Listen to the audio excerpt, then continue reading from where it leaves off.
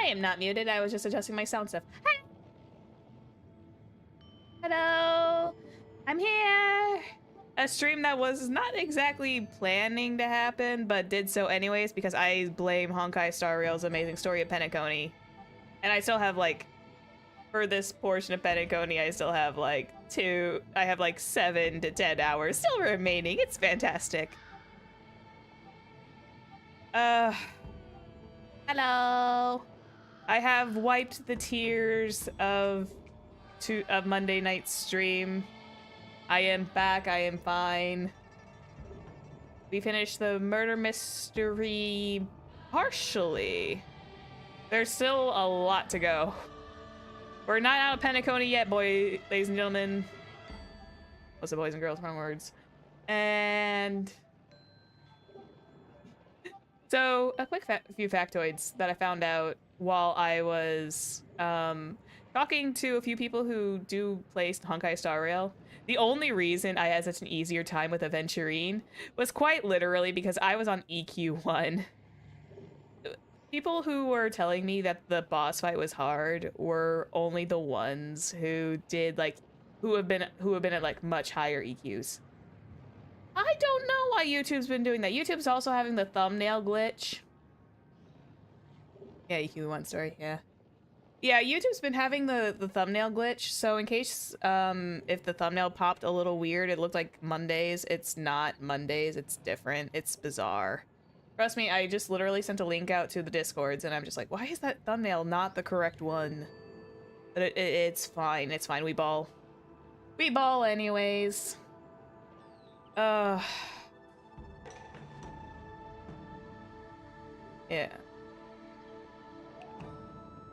You might want to put on notifications. I'm not trying to say anything like that, but it's like, if you need to, you could probably turn on the notifications.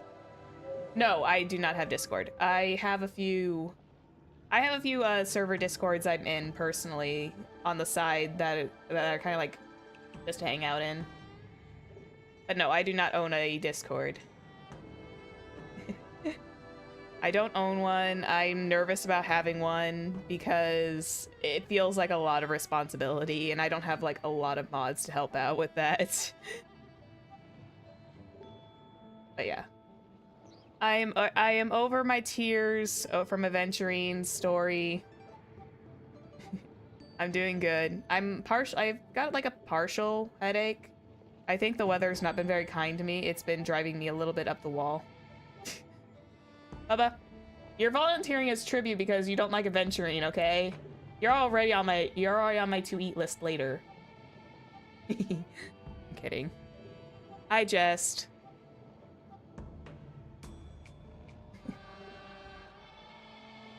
I'm honestly just kidding. Don't snipe me. I'm having a bit of fun. But yeah. There's a lot left to still go.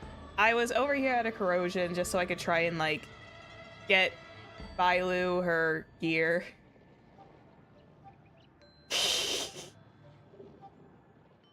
Yeah, totally. It's unrelated. I was just being silly.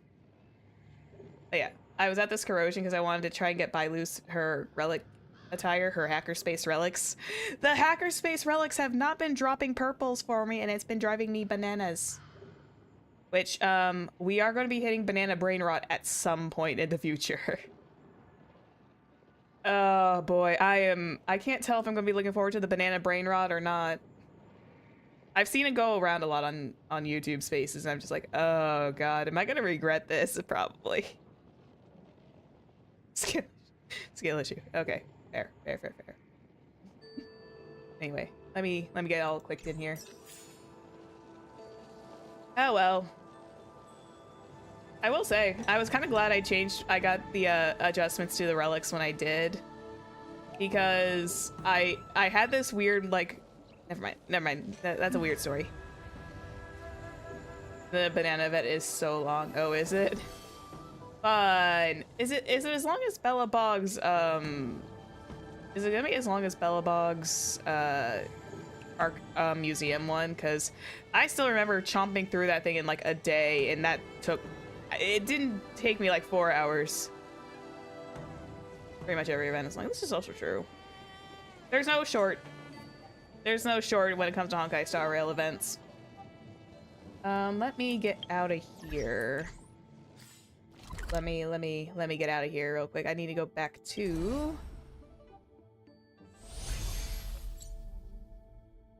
the Dream Flux Reef. Here we go. Excuse me. Teleport. By the way, Firefly's back. Yay! The real dreamscape. It's still early. The land of the exiles. Before we go, should we speak to everyone first? I see. No way. I'm nervous. I know I should probably pursue this, but it makes me nervous for some reason. I'm almost kind of sad because it's just like I'm still feeling like some slight after effects of Monday. But oh well, we deal with it. We deal with it. We got Firefly back at least. Bear. Kidding. What's up, Firefly? I'm really sorry for waiting until now to tell you everything. I thought about it, but then it's like I'm still trying to figure out the whole shenanigans around it. Like, I don't know if I can play I don't have the thing set up for YouTube videos yet. I'm going to probably do that next week. I'll do like a big old watch thing on next Wednesday.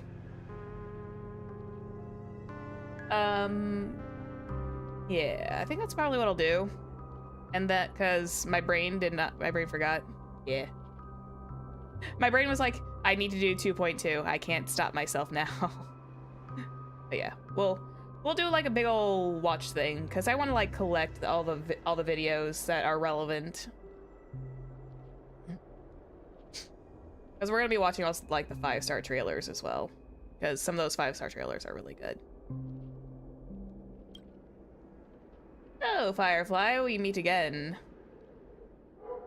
By the way, I had a very interesting like little tidbit that I was informed about via a short from the voice actress herself, that she and Firefly had like this little bit of an emotional connection during the cold reading, and I was just like, oh, that's really sweet when something like that happens.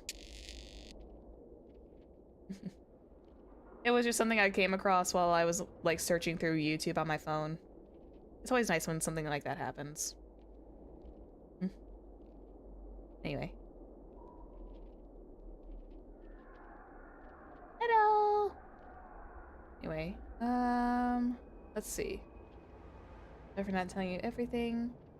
Why couldn't you reveal your true identity? I guess I'm gonna guess at random. She's gonna say it would be against the script to do so. 2 reasons. Yep. Firstly, the script. In the future that Elio saw, Sam and the Astral Express's confrontation was inevitable. I tried to break the shackles of the prophecy, but this is as far as I could go. Happy belated birthday. I hope you had a good one. That aside, there were also my personal motives. I wished to travel with you as Firefly, and not Sam. I still love her outfit. I even see like, oh, she's got a little Firefly brooch on her little piece here. Why are some of these small details so cute and nice, and I love them? They make outfits like that fit the characters so well. Ah. Beautiful outfits, but probably a pain in the butt to cosplay in places. It's alright. I didn't take it personally. Thank you. I'll be nice to her. I'll be nice to the semi-waifu. Do Stellaron Hunters also want a piece of the legacy? Elio only gave me one instruction. Allow the Astral Express to pursue the Grand Legacy. It means that the Watchmaker's legacy holds great significance to trailblazing. And to you.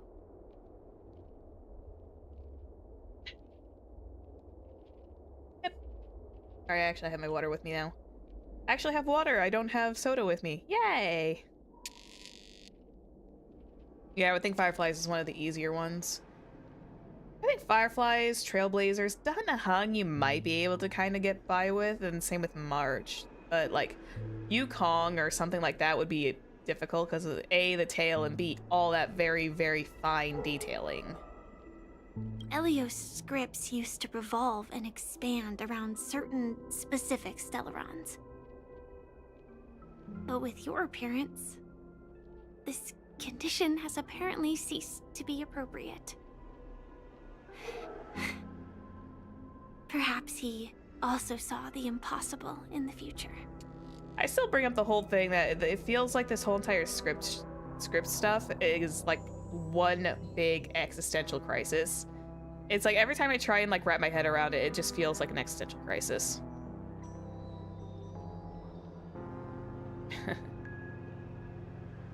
Yeah, probably Imbiber or Lune would be difficult too. So who exactly is Sam? Do you still remember the medical cabin I told you about? Well, that's Sam. It belongs to the Iron Cavalry of Glamoth's Firmament Frontline.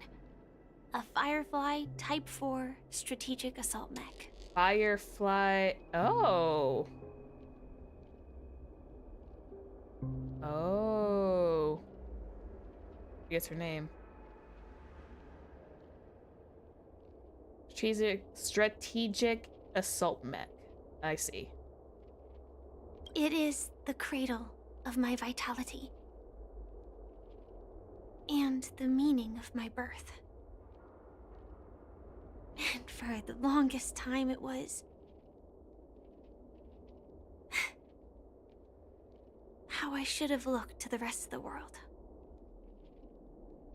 Oh, I really need to look into those trailers at some point very soon.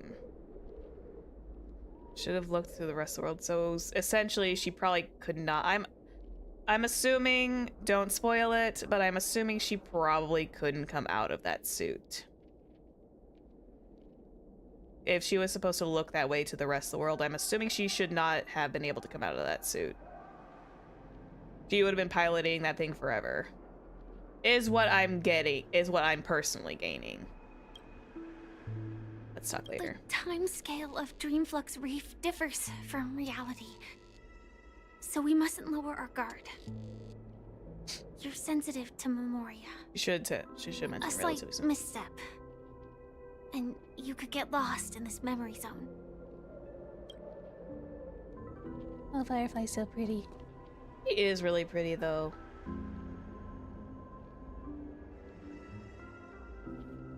Is that a tattoo on your thigh, or is that just part of your leggings? Hey, well, how you doing? Something on your mind? Let's talk about Yeah, it. how did you get here? Acheron's blade sash. Flesh. No wonder Miss Acheron is so averse to drawing her blade. It's hard to imagine such terrifying power could reside in an ordinary sheath. If it weren't for the fact that Aventurine's power originated from the preservation, the entire dreamscape would have been affected. I'm still surprised that everyone saw the poker chips from the sky. And I was like, I don't know why. I kept saying this. I don't know why. I personally thought that everyone was going to go about their day and nothing was going to be said about it. It was going to be like this, some kind of weird, like, no one is able to tell, like, when something bad is happening kind of situation. But no, everyone saw what Aventurine was doing. It was fantastic. That blew a hole out of my entire thing. Don't feel burdened by this. Miss Even Aventurine. without that Stellaron inside you, Aventurine would still have found other methods to accomplish his goal. Let's just believe in Miss Acheron. And given her prowess, I don't think we've got anything to worry about. Yeah, we're gonna trust Acheron. It's fine. We're gonna trust wife number 2. Or is it number 3 if we count Black Swan into it? I don't know. What are your thoughts on Gallagher? During your investigation, One sec. he shared a vital piece of information. Mikhail, The former watchmaker who collaborated with the family to construct the Penacony we're familiar with today had a falling out with the family for specific reasons. But this is precisely where the problem lies. You were clearly investigating a murder, so then why, as a security officer, is he changing the subject to talk about his past with the watchmaker? I'm assuming if he's changing his subject to talk about his past, it's probably because he's trying to be... Had a train of thought. I lost it. I had an initial train of thought, and then I kind of lost it there for a second. It does not make sense to me now. Ugh. And now, with Firefly mentioning his name again, it's hard not to be suspicious.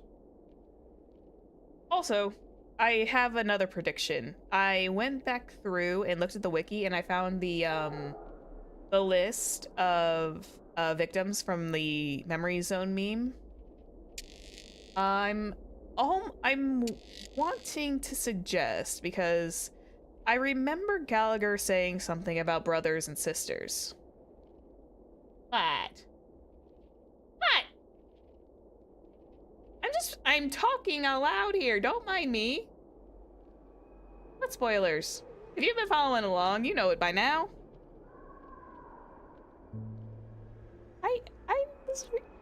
I saw the wiki of the victims. I double checked it because I wanted to see what could have been the connection.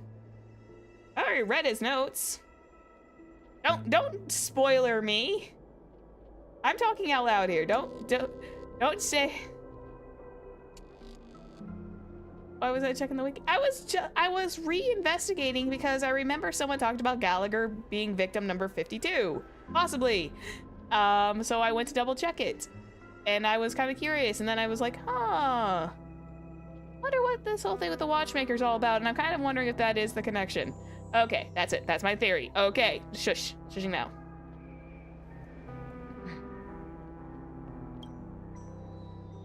I'm still wanting to know how Gallagher got his spine broken, too. Before we found you, she'd already revealed her Stellaron hunter identity and shared a lot of information. It's true. Who would have thought that the Molten Knight's true identity was actually a young girl? For her, this is a secret that she cannot allow others to know. That being the case, I think we can believe she's willing to cooperate. I mean, she's kind of got no choice.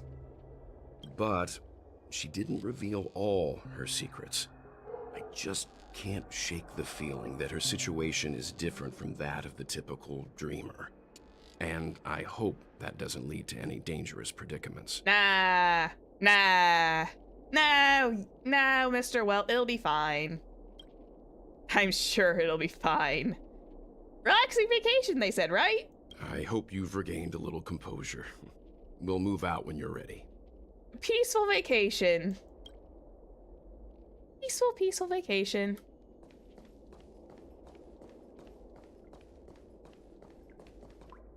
Yeah, it's true. Nope. Welcome to heaven. Dreams, true or false, all are ephemeral. Ew. Might as well drink more Soul Glad instead. I don't even know if you can even drink Soul Glad with that. Oh well, you know, to each his own. Keep going straight down this alley and it'll lead to an elevator. It'll take us to the center of the land of the exiles. Yeah, give me a minute, Firefly. This place has more space inside. Looks than my good. own house. Sure. Hello? Okay. We're gonna move on from that. Yoink. Get you out of there. Oh, you're pretty.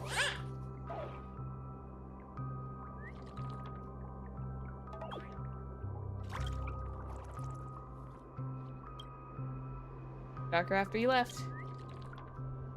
That's pretty about this. Goodbye, old friend. I'll return to Roswell's pitch black darkness. Roswell? Roswell's? Oh, Roswell's. Why was I thinking Roswell? I misread that entirely.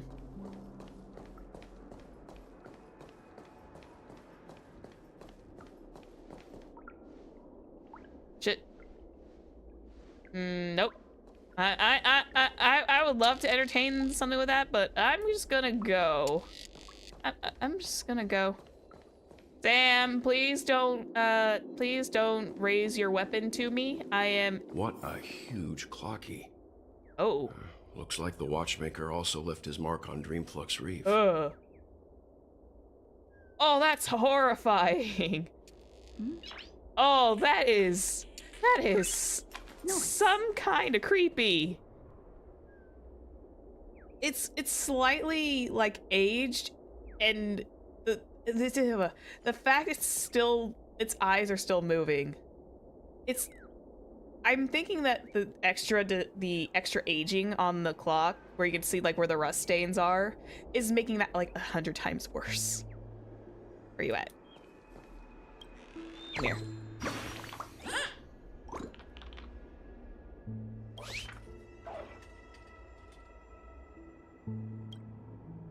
Are you a ghost? It's because Clocky doesn't eat birds. Oh, and you're like, your reaction was fun. Goodbye. I'll come back next time to make you laugh. Sinister bird. But yeah, look at those eyes. They're not following, but they're twitching, and that makes it creepy. And there's also a giant pit at the bottom. Walking's finger is pointing upwards towards the sky, but the skies of Dreamflux Reef are obscured by lights of dreams. Does he want you to look up in admiration of the beauty of dreams, or is he mocking their hypocrisy? Or perhaps he's guiding you upwards in search of the secrets of this place. I'm gonna take that last one. I am definitely taking that last one. That strikes me as what it's gonna be. Hello?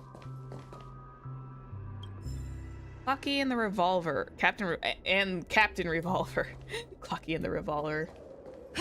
Goodness me, this is what happens when I have a partial, like, sinus-induced headache. My brain cannot, like, comprehend. Oh, there's literally an elevator. Ooh, old-fashioned. Oh boy. Are those eyes actually gonna follow me? That is still... Oh. Ugh.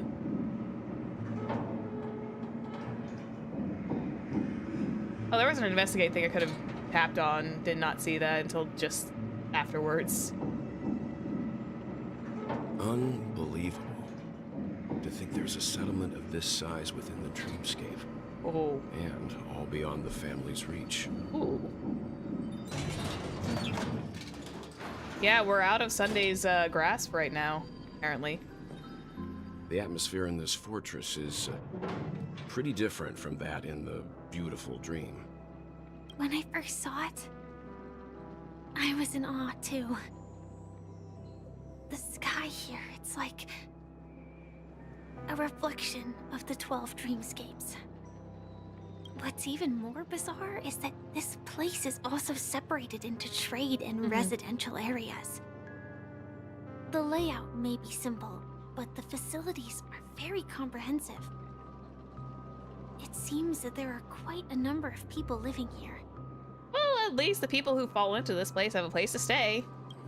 Though both dreamscapes have distinct styles, the architectural designs are quite similar. Works of the same hand, perhaps. Hard not to speculate on the connection. Also, I'm kind of glad that we get to hang out with, like, Welt so much. Because Welt was hanging out with us in the Law Food, now we get to hang out with him some more. He's like dad. He's like a dad, in my opinion. He's like a dad, and so is Jing Yuan. Jing Yuan is also like a dad, but he's like dad number 2. But there's no point in overthinking things. Let's meet up with Himiko and the others first. Oh yeah, that's right. Himeko and the others are here too. Take a right turn at the end of this road and you'll reach the trade district. There are more people there. and perhaps someone knows where she is. Oh, we're talking about Acheron, right? Not coming with us? The Astral Express likely needs room for some internal deliberation. In the meantime, I'll try and locate Gallagher. Okay. Sure. Leave it to you. Let's reconnect later. Letting her go was the right decision. Further observations are needed before we decide whether to trust her. But first, there's someone I need to talk to. Hi, Misha. Let's go. I'm sure you've Yeah. already noticed him. Yeah, I did. Yep, I saw him right away. He's right over there. Hi, Misha. The Reverie Hotel's bellboy. How did he end up here? And right after Miss Acheron severed the beautiful dream. We'd better check, just to be sure. It's Misha and Clocky. This trash can is perfect for me, and perfectly legal for me to stay in. I'm concerned about I feel like I should be very concerned about some of the mental states of these poor people. Just a few. Huh? You're the guest from before. We meet again! And a new friend. Forgot to introduce myself. I'm the hotel's bellboy, Misha. Yeah. Hi, Misha. Hello, Misha. I'm Welt. We met in a dream. Oh. And who might this be? No, Welt can see him? Wait. Welt can see Clocky. Huh? Tick-tock! Old friend and new friend! Let's high-five! Welt can see Clocky! You can see him? Your, memory zone meme? Nope. Clocky is a good friend of mine. We all live here. That's insane! How did you two get here? This dreamscape isn't supposed to be open to the public. I wonder if it has something to do with Sleepy. Sleepy. Also, I noticed that Misha's got like that little, like how Welt's got his over here and how Trailblazer has it on her jacket. Misha's got like a similar one, but it's purple. I forgot, weren't those tags supposed to be like signs of like their factions or something? I forgot how those worked. But I've noticed that like the Astral Express crew has these golden ones with the red tags on them. So, this is your home? Yep. After my work in the beautiful dream ends, I'll go back home. Commuting used to be more convenient, but ever since travel became cumbersome, Sleepy started ferrying people back and forth between the two dreamscapes. Sleepy is not the giant thing, is it? The giant thing with with like 3 eyeballs? This Sleepy. These. Can you describe what it looks like? Sleepy is a memory zone meme. Looks fierce and has many eyes. Oh. But it's actually really well behaved. Gallagher's been taking care of it. Huh? What? Ah. Oh, my brain just exploded. Oh god, my brain just exploded from that. What? This giant purple beast thing is a freaking... Huh? Oh god, I think part of my logical brain just exploded. Oh boy. I was joking when I was making it. I was joking when I was trying to talk about it. No. No. Oh boy. Oh god. Oh god. Okay. Okay. So giant creature that essentially stabbed Firefly is technically a good boy. Huh? I think I need some water after that one. I need some water after that.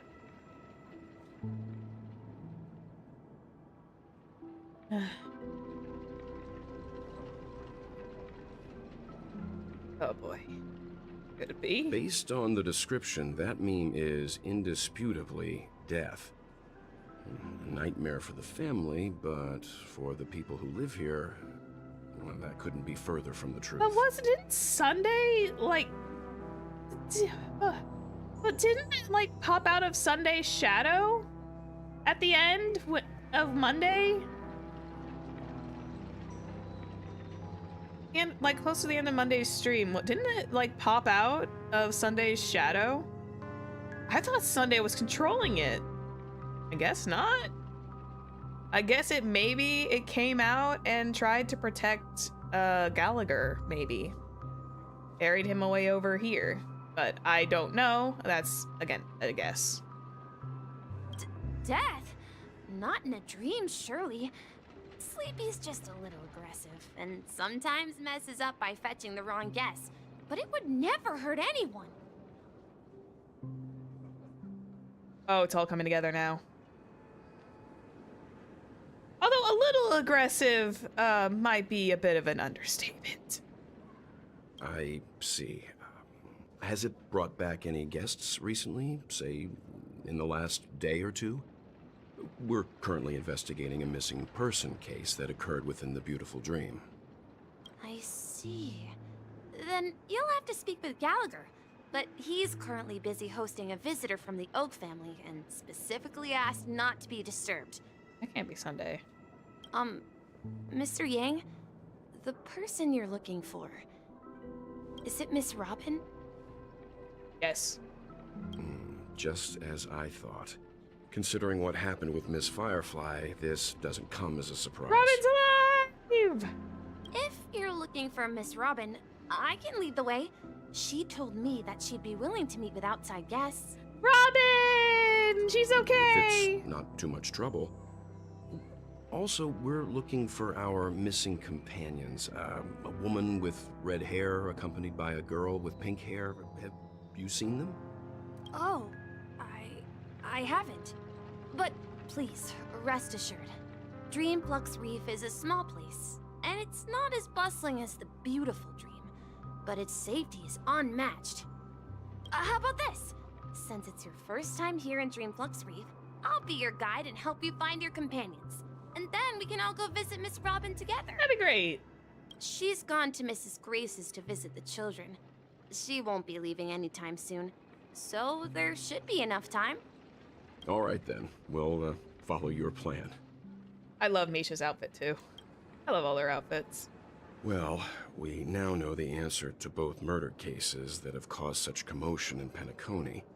As for the intentions of the mastermind behind it all, we're still none the wiser. I don't want to place this all on Gallagher. I don't think he's the one. It might be very well behaved around Gallagher, but I have a feeling like Gallagher is not the one behind it. Visit from the Oak family is worth learning about. Yes, and I believe their relationship with Gallagher may run deep. Maybe Sunday. Why else would they be so clandestine about their discussion? Regardless, we have to find Gallagher. Yes, we do.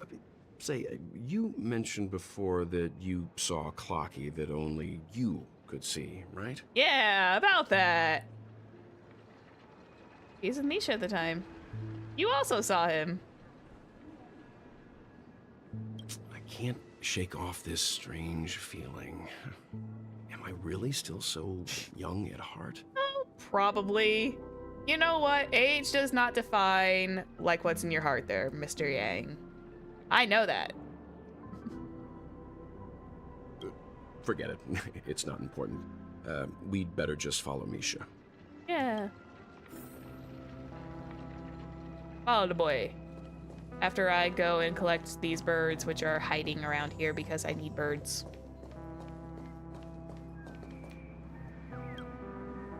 Oink. Get out of there. Ah, lucky he found me.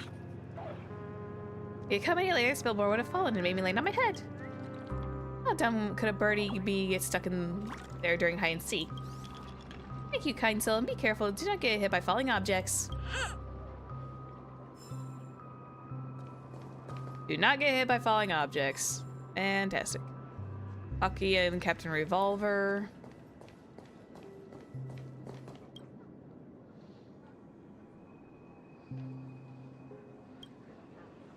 Famous 7 manhole covers. Oh god, the manhole cover of destruction. Were they trying to repeat the trash can? I'm about to leave the dreamscape forever. Were they trying to replicate the trash can? Which I'm still finding is...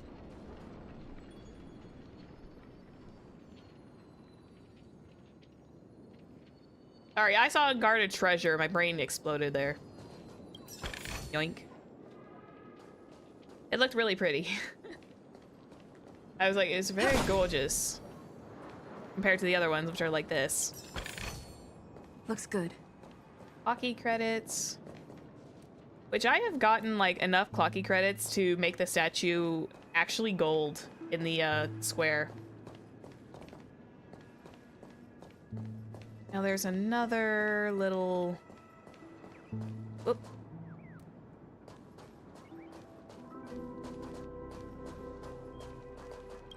Come here, little guy. Hey, be gentle. How am I going to descend if you pop out hot air balloon? Tweet. Just look at this height. It'd be thrilling to just jump down from there. Don't you know how to fly? All right. Why didn't I think of that? Thank you for coming to my... Thank you for the reminder, my friend. Well, that doesn't sound so thrilling when I realize I can fly. Goodbye. Let's meet again at the Great Tree. I wonder if I can forget how to fly. Bye-bye.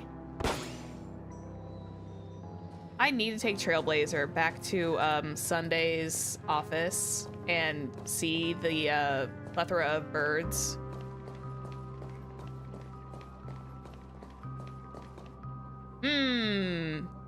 That's space-time distortion. Absorb emotions. Hello. Dangerous place, more fascinating. Ecological point of view, a beautiful end is what the traverse crisis to reach. I gotta read that properly now. From a psychological point of view, a beautiful end is and that they must traverse a crisis to reach is more likely to provide them with more positive emotional feedback.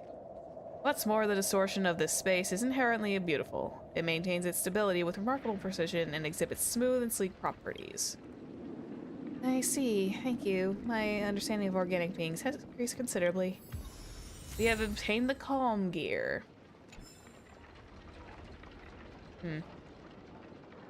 I know it's not, but that space-time distortion just reminds me of the Nihility.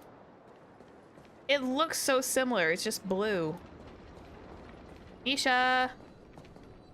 Everyone, look! From here, you can see the most spectacular view of Dreamflux Reef. Oh, oh wow, that is crazy. The little, I love these little mini details where everything is just kind of like partially like about ready to get sucked into that continuum. A black hole? No. An accretion disk formed from consolidated memoria? Was Dreamflux Reef built on such unstable memoria? Probably. Oh, so Mr. Yang is also versed in Memoria dynamics. I was just trying to figure out how to explain this huge hole to everyone. I bet you guys have a lot in common with Miss Kami. Maybe.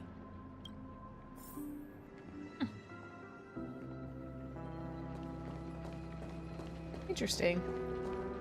So it's not a black hole, it's a thing of unstable memoria. Interesting.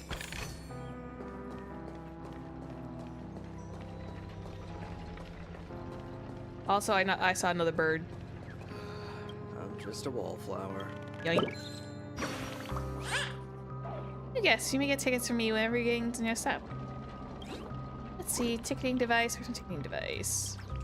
It looks broken.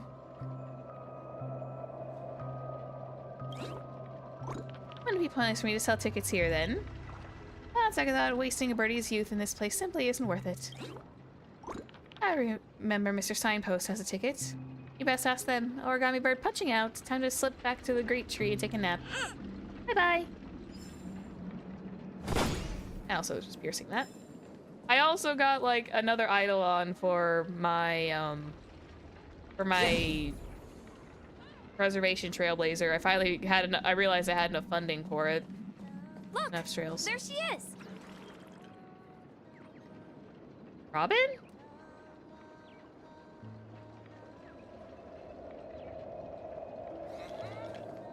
Oh no, that's this one. I thought that was Robin.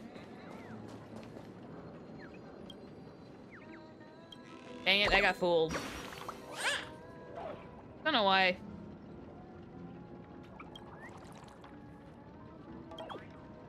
Cats and birds are natural enemies. Everyone says that. What cruel karma. Oh, cat, where art thou, a cat? It'd be much better if you were an origami bird. Farewell forever, my feline friend. I hope you'll never cry once I leave. Okay. Is that all? Oh, Miss Kamie's also a Hellovian. My calculations are finally done. In another 10 system hours, the above dream will swallow the dream below. My hypothesis was correct. This place will cease to exist as the dream devours everything. Uh-oh. Who are you all, and why haven't you left yet? This place is about to disappear. In about 10 system hours. Then why aren't you leaving? I'm Kamie, a dreamscape surveyor specializing in Memoria dynamics. And this is my life's work that I'm researching. That's not good. See that huge gaping hole? Yeah. It was just a narrow rift many years ago, but now it's grown into a giant hole. The surrounding Memoria has been flowing towards the other end of the hole at a constant velocity, slowly but surely. That explains why all the buildings are kind of like this, where they're slowly warping. So if it's slowly just consuming everything. But the scary part is, according to my calculations, the flow rate of Memoria has recently changed, and it's faster than ever before. It's almost as if something is sucking it in from the other side. Did Acheron do that? Accidental? By constantly improving upon Madame Rosalina's Memoria measurement method, I've finally obtained accurate results. I also need to figure out, like, how some Halovians... I'm assuming she's a Halovian. Why some of them have this and why certain ones have wings or not. Interesting. After 10 system hours, the Dreamflux Reef will cease to exist. It will disintegrate like a melting glacier, and then fuse with the sweet dream fragments on that side of the void. Oh dear. Please don't worry.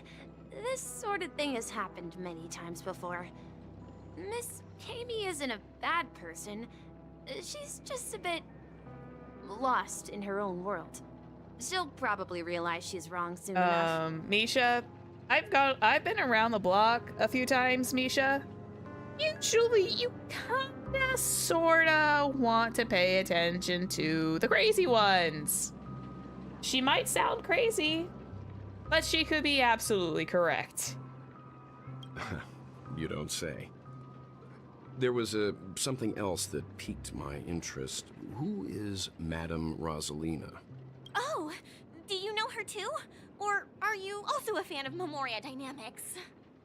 We're very interested in Madame Rosalina's achievements. Yeah. Could you tell us a little more about them? Why, of course. She's an excellent scholar of Memoria dynamics, and the first person to apply Memoria rate measurement methodology on interstellar travelers. Bye-bye. Regrettably, due to the presence of the Garden of Recollection, ordinary people don't pay much attention to the nature of Memoria. She departed this world without much fame, leaving only a few thin journals behind. Oh. I came to Penacony to learn more about my idol, and went to great lengths to seek out Dreamflux Reef, all because this is her final resting place. Prodigies always meet their demise prematurely.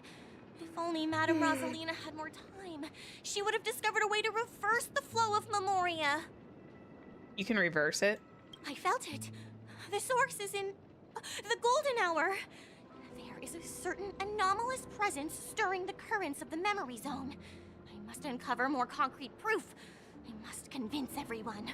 So either Acheron accidentally did that when she slayed Aventurine, because as I was saying, that looks oddly familiar. It looks like the Nihility thing, the Nihility Void, but in a different shade. So yeah. Does the name Madame Rosalina sound familiar to you? Not at all.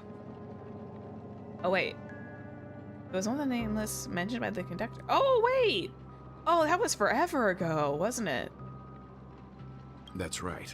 It seems like she did a great deal of research and calculations in Dreamflux Reef before abruptly passing away. Abruptly, in quotes. Miss Katie regularly mentions her. I hear Madame Rosalina passed away during the prison war. On request, yeah. She could see the Penacony of today.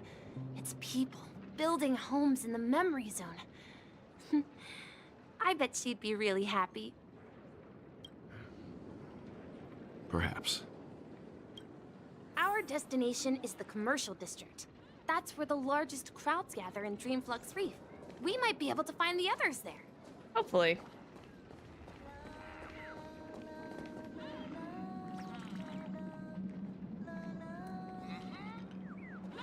Very pretty. It's March! Let me go! March. Please, come to your senses. I'm begging you. Oh dear. March, you need to calm yourself down. Ghost! There's a ghost! Don't come near me!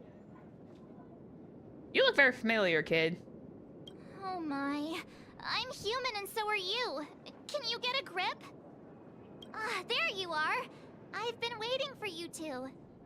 Quickly, come help. I bumped into a member of the family on the way here. He was so scared and I just wanted to calm him down. Wait, what? But Let me go! Let me go! I've only done good in my life. Why can't I rest in peace after death? Oh, it's all coming together now, isn't it? well, this is how it turned out. You scared him this badly? Ha ha, you're a regular comedian. Hey, I am the trailblazer. I am allowed to be at least a regular comedian every once in a while, March. Especially to you. He thinks he's dead. Although, when I first fell in, I also thought the same. Also, there's a clocky arrow pointing that way. Dear guest, this is not the afterlife. This is Dreamflux Reef. That's right. Did you hear that? Repeat after me. Dream Flux Reef. March, he's also probably so scared to death he doesn't know what's going on. You're talking to someone invisible. If I'm not dead, what am I? I shouldn't have pushed my luck and tried sleeping in my dream. Curiosity kills the Papeshi. Oh, he was one of those that fell asleep and got taken by the meme. Stop asking! You'll alert the monsters! All the dead are right here. All of them! You're not talking about the memory zone meme, are you? Don't say that name! It's all your fault. Arch! They're coming! What have we told you about keeping your mouth shut for 5 seconds? Oh, shoot. Oh, dear.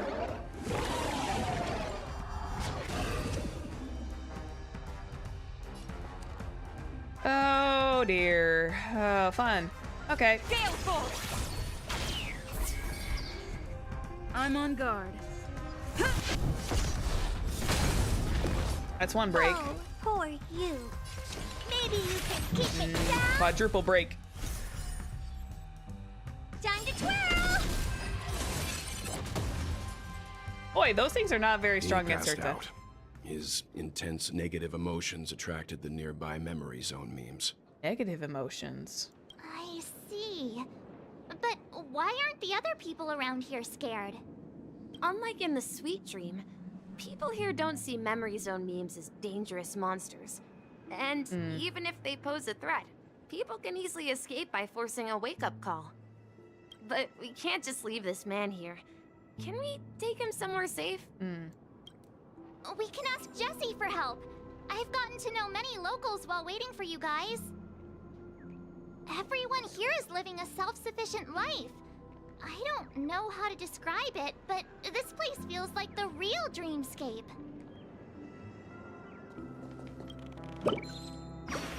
I see. Time over. You fellas will loosen up with hot steam. I feel my body getting woozy. Can paper be substance on this? Our kind birds are made of actual paper. Why would we get wet? Or would we? I'm gonna go to Dr. Blues for answers. Tweet. Bye-bye.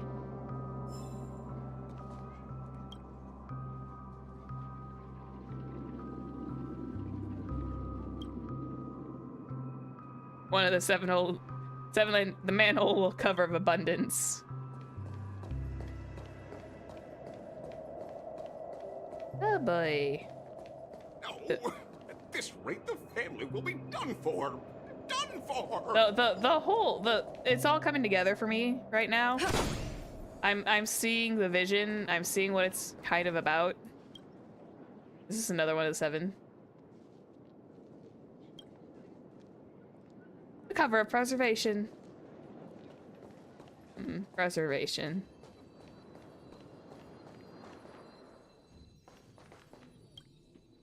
Did not mean to talk to you.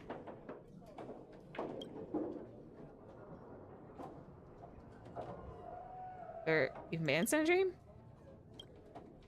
So here, try picking up an old profession. Didn't take long until I realized I couldn't take any of the stuff I pilfered back to the real world, so what's the point taking that risk?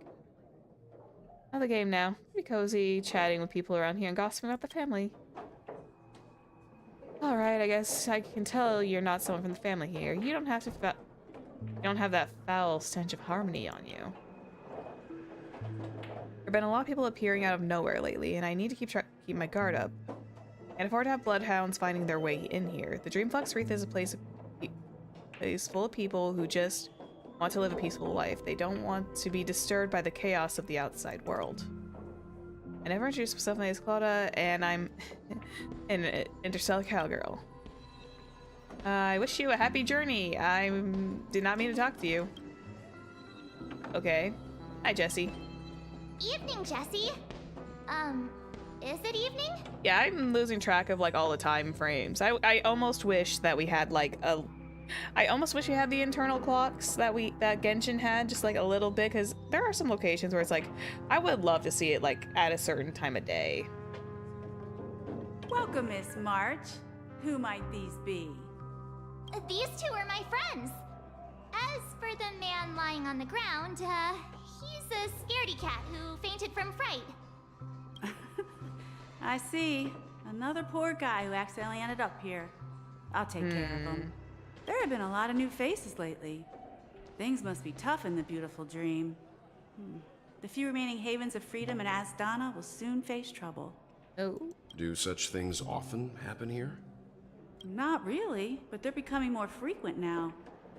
Guess it's one of the signs of the Sweet Dreams collapse. Yeah, something's going on. This man has had quite the shock. Could you help me find a Halovian lady, March? Her songs can heal mental wounds. A Halovian lady? Yay! That must be Robin. She's also here in Dreamflux Reef. Huh? Robin? But I thought she... Oh, right. If Firefly is here safe and sound, then it means Robin must be okay too. Yeah, they're all okay. Misha is about to take us to her to find out what happened. But before that, let's meet up with Himiko. You were with her earlier, right? We met some stowaways in the residential area. Most of them came from neighboring star systems. I heard that places like Dreamflux Reef are scattered throughout the memory zone of Asdana, like islands in the ocean. They existed before the family arrived. I also heard that when Dreamflux Reef took shape, it was the center of all dreamscapes in Penacony. That makes sense, and then they started building over top of it twice. If that's true, it's no wonder there are so many similarities between this place and the Sweet Dream. Himeko must be gathering information. Let's hurry up and get going. So if Dreamflux Reef is Dreamflux Reef is the original center point, that would mean that the Weavers built on top of it, essentially, and had the dream essentially buried deep, deep underground.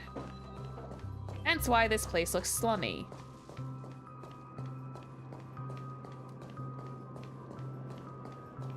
Good, but slummy. At this rate, Who are you? Where are you going? What is the pain in their life? What is suffering is there in death? Series 7 whole man covers the manhole cover of Nihility, baby! I've been listening to that one particular poll stream way too much. This is where we split up. She can't be too far away. March, she's literally right over there. Hi, Himeko. So that's how it is. Whoa. I never imagined we'd gather the remaining details here. Ooh. Typical NPC, but damn. That's actually kind of sexy. To borrow Gallagher's catchphrase, what an unpredictable twist of fate. Micah? Himeko, here they are. Ah, perfect timing. Now that everyone's here, I'd like to introduce everyone to Micah, who's partly in charge of the Land of the Exiles. Micah, these are my companions. Micah and Misha have like a similar symbol on their outfits. It's a pleasure to meet the Nameless. Hello. You know us? No. I've been keeping an eye on you since the day you arrived in Penacony. We would have met under more appropriate circumstances if Dreamflux Reef hadn't been isolated from the 12 dreamscapes.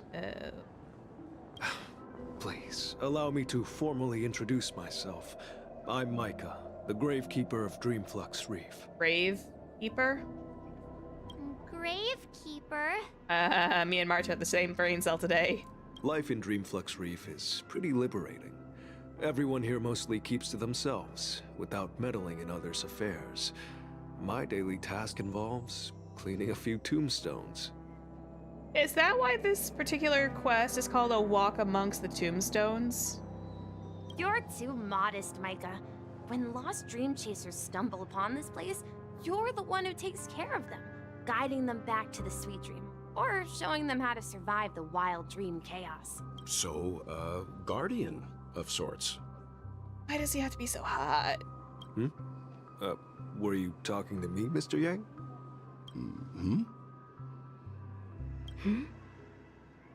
Even Himeko was confused. On that note, Mr. Mika, which tombstones are you referring to? We didn't come across any graveyard when we arrived. I'm assuming it's a theoretical tombstone. They're actually just symbolic There it is. stones. But since you're curious, Mr. Yang, I'll take you there. I have a feeling you might find something of interest there. But before that, you have an important guest joining you. Important? Oh, is Robin? An important guest? Who could it be? There's literally only one other person. This way, please. The roads here in Dreamflux Reef are a bit run down, so watch your step. I'm probably just really, really overly excited to see Robin.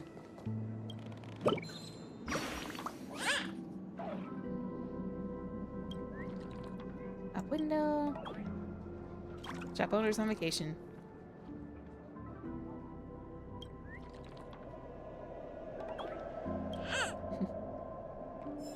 Cute. I'm apparently just really, really excited to see Robin, I suppose. I remember when this place was all hustling and bustling.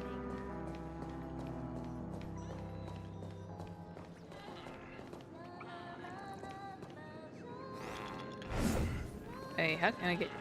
Oh, you're just part of the Dr. Blues ones. I was trying to get you out of there, but no, you weren't hiding. You were just there.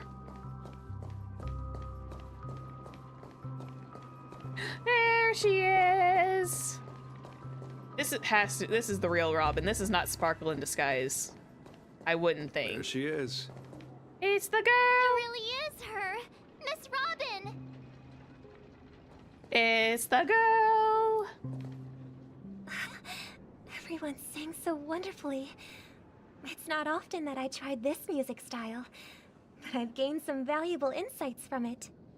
Oh, I can't thank you enough, Robin. Well, these kids have made incredible progress in only a few days. I can see that. Robin would be a very good teacher. It was nothing, Grace.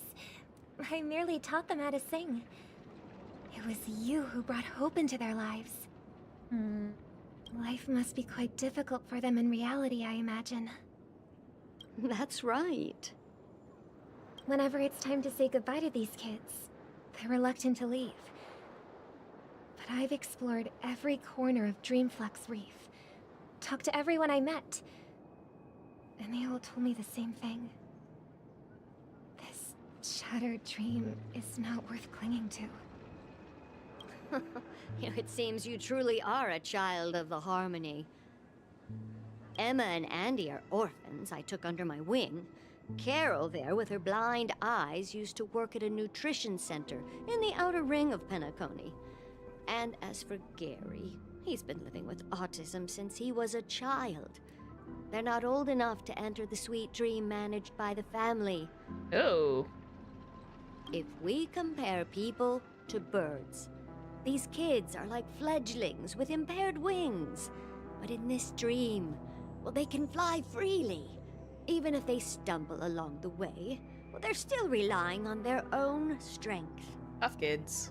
And me, an old lady with no legs.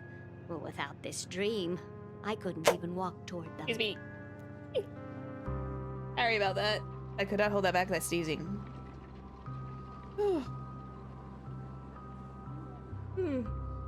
Excuse me. Goodness, I'm yawning, I'm sneezing. It's just that kind of night, I suppose. I'm glad that you found a new life here in Penacony. It's just... Don't worry, Robin. Dreams have their significance, but they aren't everything. Both the children and I understand this. No matter how long we fly through this dream, we will one day return to reality. And that reality may end up coming soon enough in the 10 system hours that you got left here, probably. But you know what? Emma and Gary aren't plagued by their insecurities anymore. No, and Carol is learning how to cope with her blindness. And Andy is livelier than ever. Well, even I've become more optimistic. You see, in dreams, we learn how to live. Once we return to reality, we learn how to survive. And should our feathers be damaged, then we share our wings with one another. Aww. There's no need to covet an illusory sky in dreams, because we have the right and the ability to fly towards a broader horizon. Robin is very smart. It's a relief to see you safe and sound, Miss Robin. Yay! She's back! I thought we weren't going to see her until much, much later, but hey, she's back. It's nice to see you all again, Astral Express crew. I heard my disappearance caused quite the commotion out there. I'm really sorry about that. Yeah, we had someone not convicted, but accused of murder. And your brother is kind of losing his marbles. If he hadn't lost them at the beginning in the first place. Since you're here, can we assume that you're fully aware of the situation in Penacony? Most likely she is. Ever since I returned to Penacony, my voice started to change, until it gradually faded away. At first, I thought it was a temporary ailment, perhaps due to having been away too long.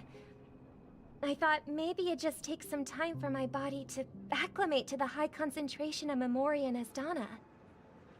But now it seems the root of the problem goes way beyond me. There are elements around me that don't align with the harmony. Losing my voice is just one of the signs of the Sweet Dreams collapse. The Sweet Dreams collapse. That memo keeper mentioned the same thing. So it's real. Yep, and we're in the middle of it. While I was away from Penacony, the boundaries of the 12 dreamscapes kept expanding outward. But whenever I mentioned the anomalies in the dream, all the family heads refused to talk about it. Only my brother was willing to respond. And you're, again, Robin, I hate to break it to you, your brother is losing his mind. He's become quite, unhinged. Later, I discovered the secret letters from the IPC ambassador, which further convinced me that there are hidden secrets beneath the surface of Penacony. So, following the clues in the Oak family's dossiers, I found my way here. The land of the exiles, concealed by the family under the guise of death. A dream within a dream, where Penacony's past is buried. We're essentially in a graveyard. Hearing you speak, it sounds as if your voice has made somewhat of a recovery. Probably because she's also, like, away from the discordant harmony that is affecting the main dreamland. I hate to admit it, but the harmony in this place resonates more broadly than within the Sweet Dream. Yeah, that's what I thought. It's regrettable, but the family has experienced betrayal. The traitor, or traitors, abandoned their original principles and, using the name of harmony, exploited people's weaknesses to turn Penacony into the planet of festivities, trapping everyone in the illusion of the Sweet Dream. Oh boy. This is not the strong defending the weak, but rather the strong exploiting the weak. A world without equality won't ever be favored by the harmony. And naturally, those voices blessed by them have lost the ability to sing. Oh. Could there be another force influencing the family's shift in philosophy, Miss Robin? Considering what happened with Acheron, it's difficult to conceive of another entity within the realm of the harmony capable of influencing everyone. Unless a power surpassing that of an emanator is involved. I'd heard about what happened to the Cienjo Alliance, but as far as I'm aware, the family hasn't faced any such external interventions. Who knows? Perhaps I've just been away too long and missed something.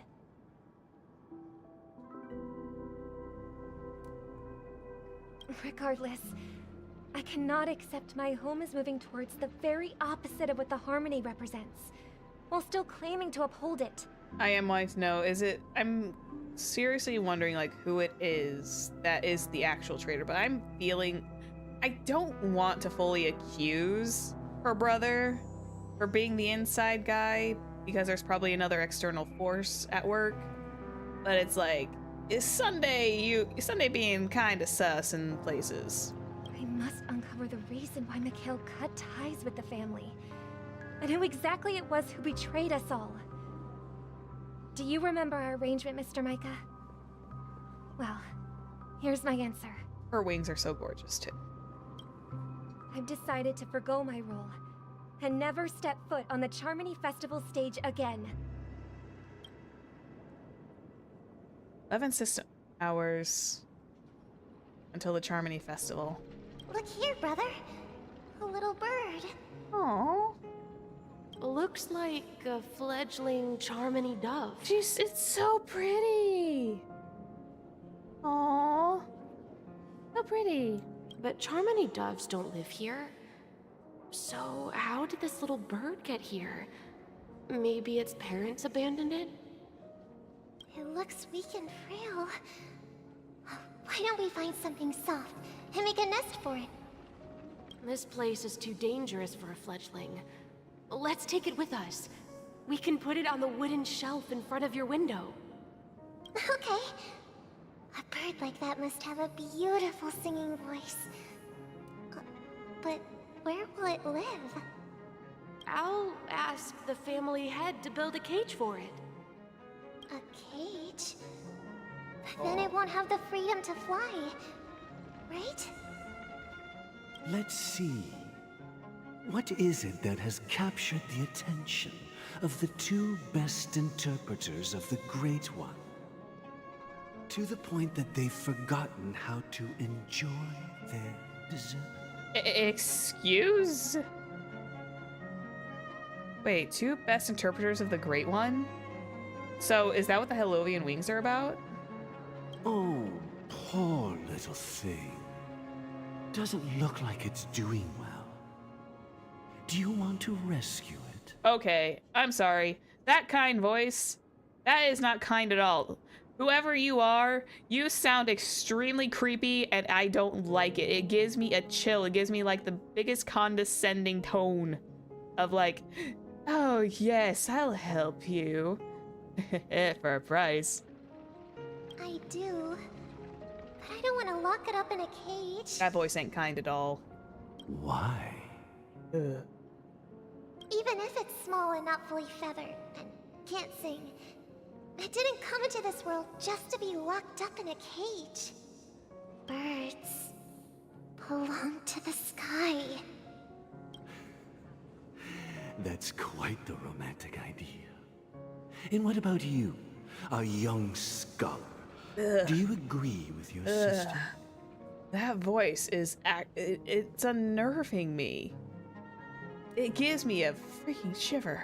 I think she's right. But if we leave it out in the wild, it won't survive for more than a few days at best. I mean, best case scenario, you could cage it temporarily and then set it free when it's like fully ready to go. Ah, I see. It seems our little scholar is still a bit unsure. Well, let me tell you youngsters a story. As you probably know, Charmony doves can fly through the air. When they fly really high, the friction caused by the flapping of their feathers against the atmosphere creates amazing lights, so that they look like shooting stars. Ooh. We've seen this spectacle so many times that we think it's just something they can naturally do. But that's not the truth. Their radiant display is the result of countless struggles against nature over generations. Oh, fun. Their ancestors were too weak to survive on the ground. So, to escape predators, they started seeking new opportunities in the air. After countless attempts by many generations, one of them finally figured out how to fly. It soared into the sky and never looked back at the ground again. So, you mean birds aren't born to fly, but they find a way to do it through their determination, right? Well, that's an idealistic way of putting it. So, what are your thoughts, Sunday? It's just the way the voice is like directed. It feels like it's not nice. It's labeled as kind, but kind in what fashion? I think people believe birds are meant to fly because they've never seen those birds crashing to their death. Hey, Sunday! That's an interesting perspective. So, have you decided what to do with the bird now? For now, I'll keep it in a cage until it can take care of itself because... okay, Sunday's got at least somewhat of the right idea. I want it to live. No matter what. Well said, kids. It seems each of you has found your own answer. Your insights are truly remarkable. And I hope they come true in their own way. That bird is still so pretty, though. I would love to have that. I love that drawing and illustration of it. We will take good care of it. Won't we, brother? Yeah. But, Mr. Gopherwood, there's one thing I don't quite understand. Gopherwood? And what might that be, my son? Eh? What if this little Charmony dove never learns to fly in the end. I mean, if there are fledglings in this world that can never fly throughout their lives, should we let them go back to the sky? Only to see them crash to the ground and die? Jeez, Sunday, you doing okay? Ooh, that's a bit of a statement there, Sunday. Even as a small bean child that you were. Talking in your sleep, birdie? Hmm? Time to wake up. Oh, that was Sunday's dream. You look a little unsteady. Hi, Sunday. Welcome back. I'm still alive? Oh, the meme attacked Sunday. Quote unquote attacked Sunday. Yeah. Happy about that. Where is Robin? Tell me. Now. I knew that was going to be the first thing you'd ask. Don't worry, your sister is here, safe and sound. She's probably walking around the streets now. Yeah. If I were you, I'd be more worried about myself. After all, right in front of you is the guy who just stabbed you in the chest with a dagger. If you wanted to kill me, you wouldn't give me the chance to speak. Just tell me your demands, lackey of the Watchmaker. So, you figured out who I am, huh? No wonder you had the guts to go against the Dream Master and the Four Families. Looks like I made the right choice. Choice? You are aware of my plan and see through my fictionology. Fictionology? Time is running out, so let's drop the charades. I'm suggesting we cooperate. He's not gonna cooperate with you, Gallagher. Ain't no way. Cooperate? What makes you think I'd cooperate with you? The fact that the famous Robin has chosen my side. Plus, some clues about a traitor and a bright future for Penacony. Any of that catch your interest? I find it hard to believe a man who's full of deception. Fine. You don't have to trust me. What you should trust is... your sister? The sense of justice inside of you. Justice and also apparently ambition. Hi, Baba. Sunday's back.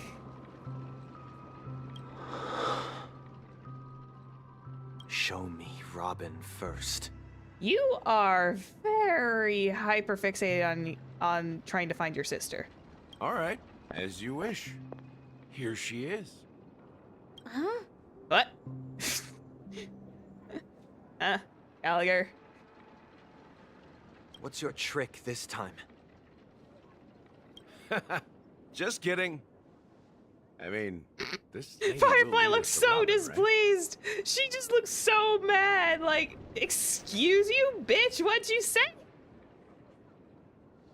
She just looks so mad. Like, how dare you? And the crew, too. There are too many people who you owe an explanation. Yeah. That'd be great.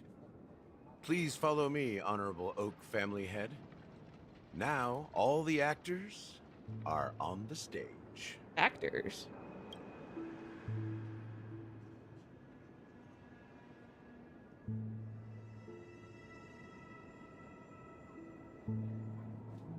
This is the monument I mentioned earlier. The names inscribed on it should be familiar to all of you. Rosalina and Oh, Tiernan. They died in the dreamscape? When Penacony was known as a frontier prison, it was the Trailblazers who connected it with the stars. They were the heroes who saved Asdana, and their names deserve to be immortalized. Not just on this small stone tablet, but in the annals of history for all of time. RIP. However, today, the planet of festivities is nothing but sweet dreams. That heavy piece of history is all a distant memory. Just like that prison.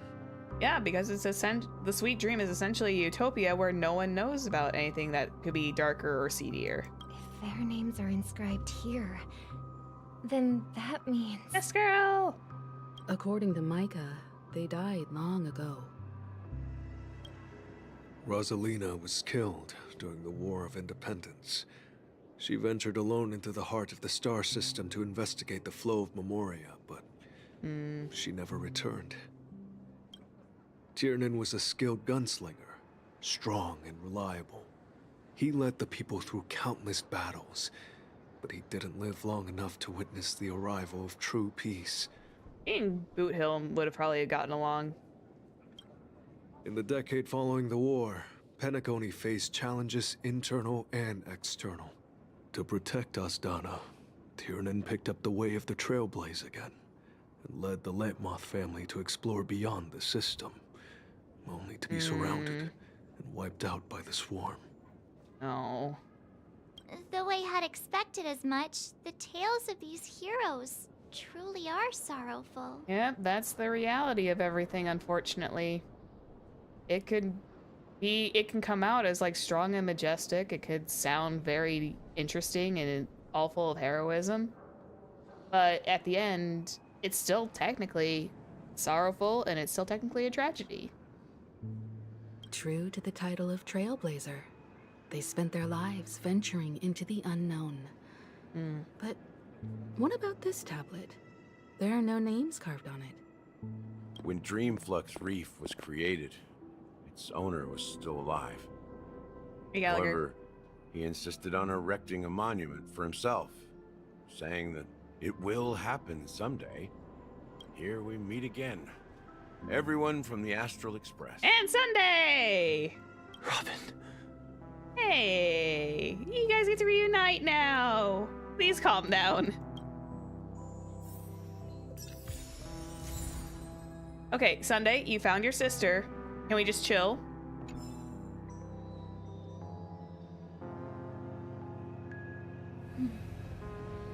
I'm gonna be... Brother.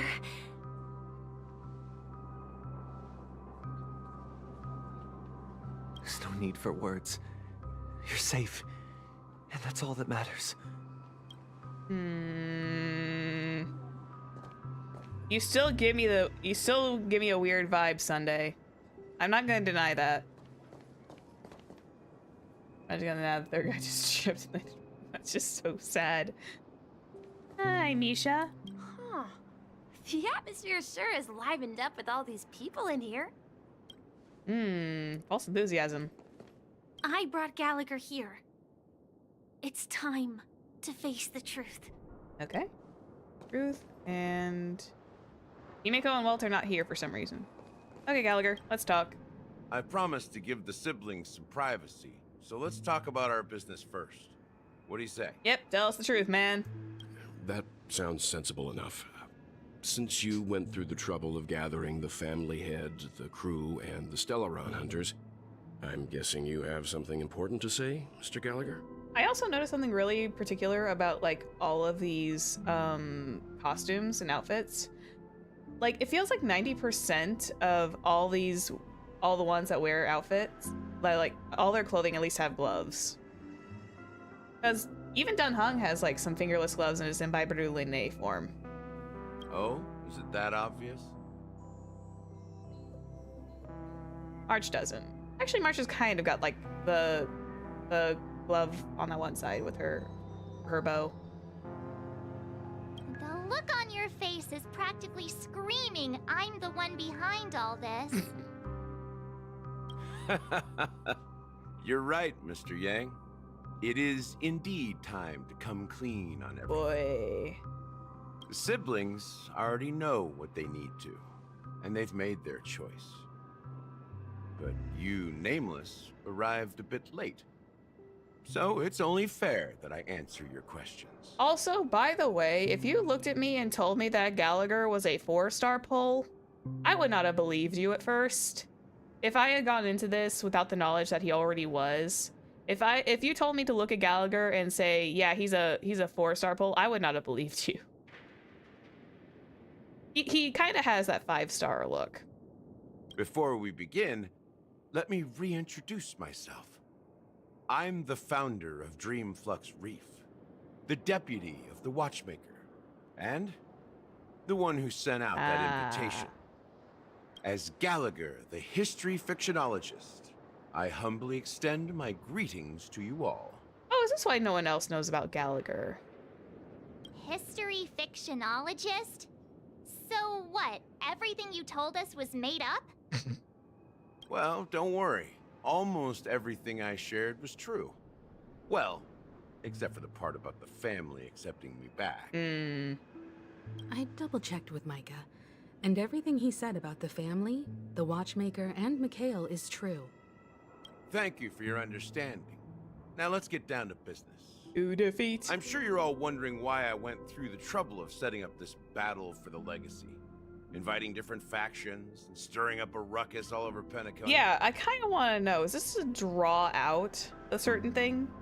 Well, it all boils down to something very familiar to all of you. The Stellaron. Oh, this is a Stellaron crisis. It's just not a very obvious one. The Stellaron? But how is that possible? Penacony is a free-flowing interstellar hub. There are no signs of contamination whatsoever. It's probably hidden. You're totally correct. So, care to take a guess at what that means? Someone is manipulating the Stellaron, perhaps. How keen. Well, what should I say? I expected nothing less from the person here who is the most familiar with Stellaron. Yeah, thank you. I am technically part of one. The sweet dream doesn't come out of thin air. If you think of the memory zone as the sea, creating the land of the dreams is like filling that wild ocean with earth to make an island. To achieve this feat, without the help of an emanator of remembrance or enigmata, the only way is to use a Stellaron. Oh. And that's not something you can achieve with a simple wish.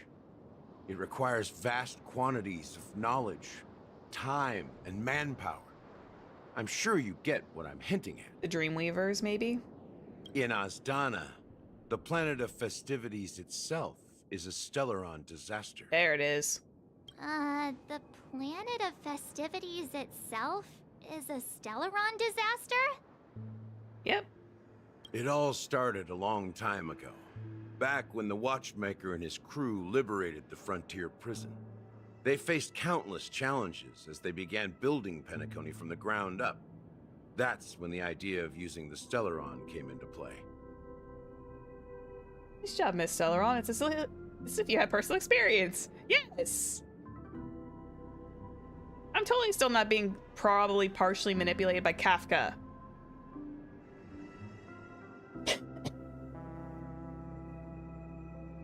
The Stellaron first entered the Azdana system during the war.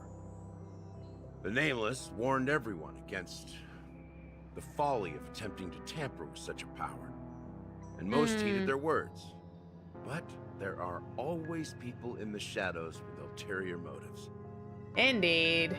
It's like, yep. You can literally warn people, and while most of them will be like, yeah, sure, we'll understand. There's always those ones. The ones that are just like, ha, bet. The turning point came after Tiernan's death. With two of the Nameless gone, the Watchmaker had to go to the front lines. It was at that moment his rivals saw an opportunity. Oh. By the time a representative from the Montour Systems family arrived at the Watchmaker's call, the Stellaron had already been activated and was seeping into the primordial synesthesia dreamscape. Yay. And I suppose the family happened to possess the knowledge to seal the Stellaron? Either they did or not.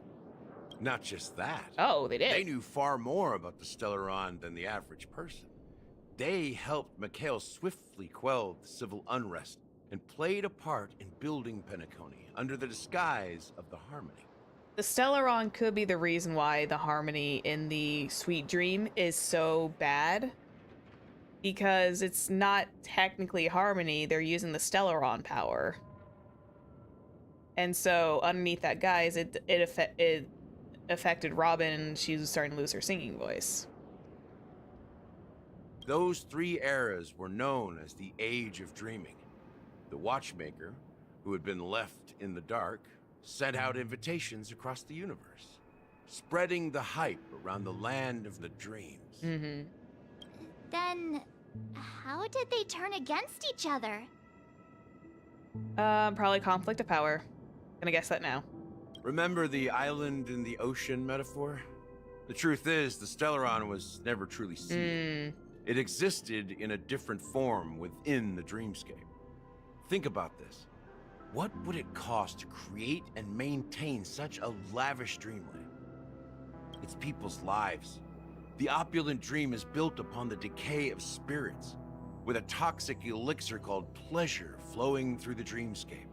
It tempts people to indulge in the dreamscape, and gradually their minds succumb, becoming nourishment for the sweet dream. Oh, that's foul. Oh, that's foul. Confusion, laziness, and cowardice.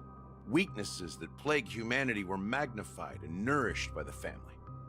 Penacony became a new kind of prison, even more impenetrable than the previous one. Sometimes the utopia never is a utopia at all. It's just another cage. Sadly, we realized this far too late. By then, the family had a firm grip on Penacony, swiftly quelling any opposition that arose.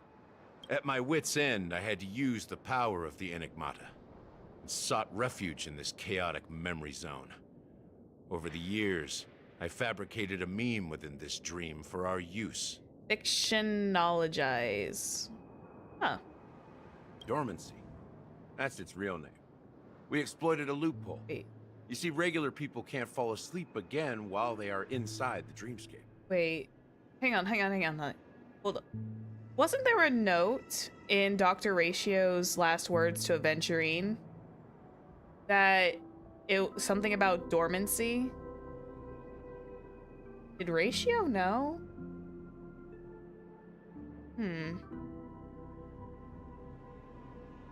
That's what I thought. Oh. Sleepy is dormancy. Ratio probably knew. Clever man. That's a scholar for you. Yeah, I have a feeling that particular choice of words was for a reason. So this is the true meaning of the impossible. You sent out invitations in the Watchmaker's name to find forces capable of resolving the Stellaron disaster and draw them into Penacony to uncover the truth. It's not just that. Above all, I wanted to see what happens when the major factions engage in a struggle for the legacy. Since this is the Watchmaker's first announcement in decades, the traitor within the family is bound to reveal themselves. Yeah, just assume Taco knows everything. Yeah, this is true. The man's got like what, 8 doctorates? Just assume Ratio knows everything. So, the legacy is just a facade. If you want to consider the Stellaron as the legacy, I'm totally fine with that. If that's the case, where is the Stellaron now? Oh. I think I know where it's at. A very, very big viable hint that was given to us like way at the start of Penacony. I have a feeling I know exactly where it's at. That's a question for Mr. Wings. The Stellaron is still under the family's control, and as the head of the Oak family, I'm sure he holds all the answers. Oh, Sunday!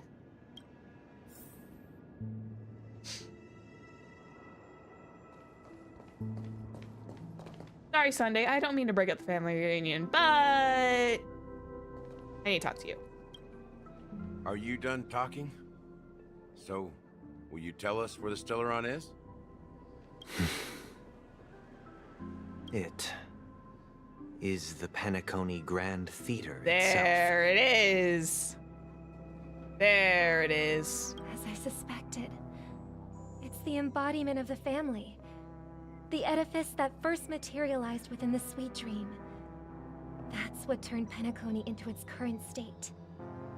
As for the person who employed its power, it is in fact Mr. Gopherwood, The current Dream Master.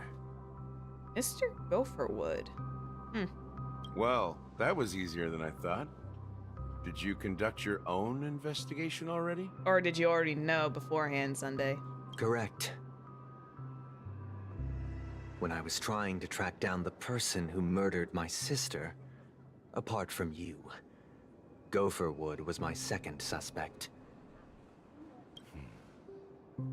Confronting me first turned out to be a smart move on your part. I didn't have other options. The Dream Master has been elusive, and even the heads of the families can hardly get an audience with him. Moreover, Mr. Gopherwood has been kind to my sister and me. And I didn't want it all to end like this. Is it bad that I kind of like halfway want to chuckle at the name Mr. Gopherwood? I don't mean to, but it's like part of me just wants to go, Gopherwood. I know it's just like a proper name, but it's just like, it makes me giggle. What do you mean by that?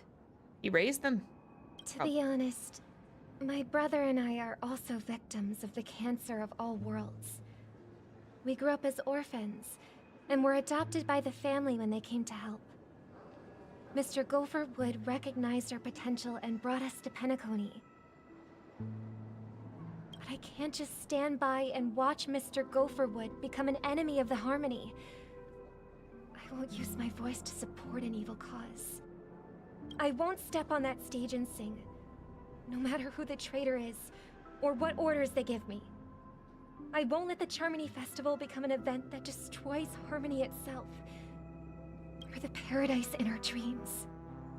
Aww. Indeed. For the paradise in our dreams.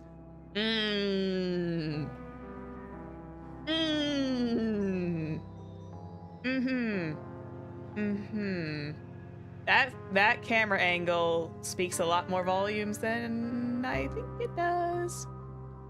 As the head of the Oak family, I'm responsible for ensuring Penacony's promising future. Robin and I will head into the Sweet Dream and confront the Dream Master. And if it turns out that the family has truly strayed from the Harmony, I'll fight alongside you. We'll put the Charmony Festival on hold and make sure Mr. Gopherwood pays for his blood debt. Okay. The enemies you are about to face aren't like this old dog here, who can barely even bark. Since our interests are aligned, why don't we team up? Maybe, just maybe, we'll have a shot at success. Yeah. We have always been following in the footsteps of our nameless predecessors, and there's no reason to stop now. Again, I still love Robin's dress. I can only imagine like what would happen if she got like a full like cosmic star print on her jacket instead of it just being the lining. It'd be very bright, but it'd be very nice on her. Yeah, we Nameless won't back down from a challenge. Isn't that right, Miss Trailblazer? Yeah! Ain't nothing to fear no more. I have gone through this song and dance twice already. That line actually makes me a bit nervous. Oh, shush. It's fine. Rest assured, sitting on the sidelines isn't in our nature. Mr. Sunday, Miss Robin, I'm willing to accompany you on behalf of the Astral Express. Having a third party present should help with negotiations, and could make all the difference if things get ugly. Thank you, Mr. Yang. Thank you all very much. The Charmony Festival is about to start, and time is against us. We must hasten. We have about, what, less than 11 system hours remaining? Everyone, let's gather over here. We still need to make some preparations.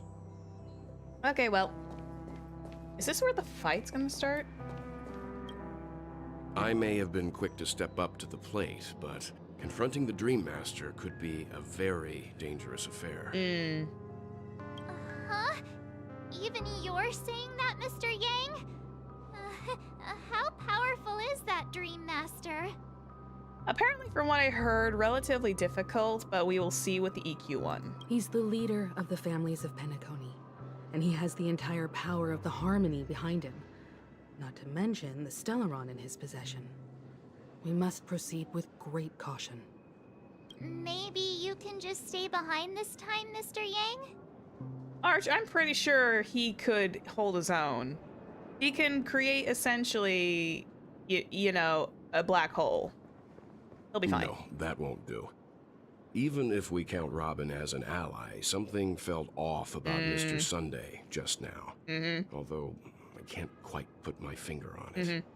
I have to make sure he won't turn against us when things start to get dicey. You're still carrying the keepsake the IPC envoy gave you, right? May I borrow it for a moment? Which one? I mean, I don't want to give that away. Sad. Okay. It's only temporary. I knew it. What did you need it for? As I suspected, this chip Aventurine gave to you is actually a miniature transmitter. If I'm right, he intends to use it to track your location or contact you when needed. As it so happens, this may actually be of some use in the current situation. So Aventurine essentially planted a bug on us. Crazy. Aventurine? Is he still alive? And what does he have to do with our mission to confront the Dream Master? Remember what I said earlier?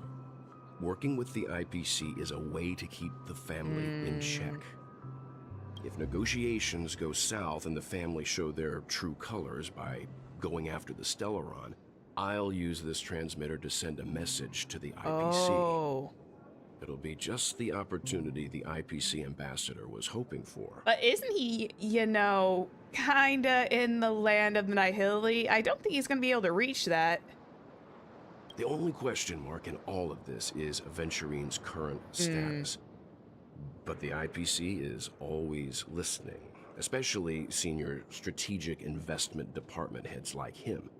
Getting the message across shouldn't be a problem. No, we got Topaz around here. It's fine. Good luck to you, Welt.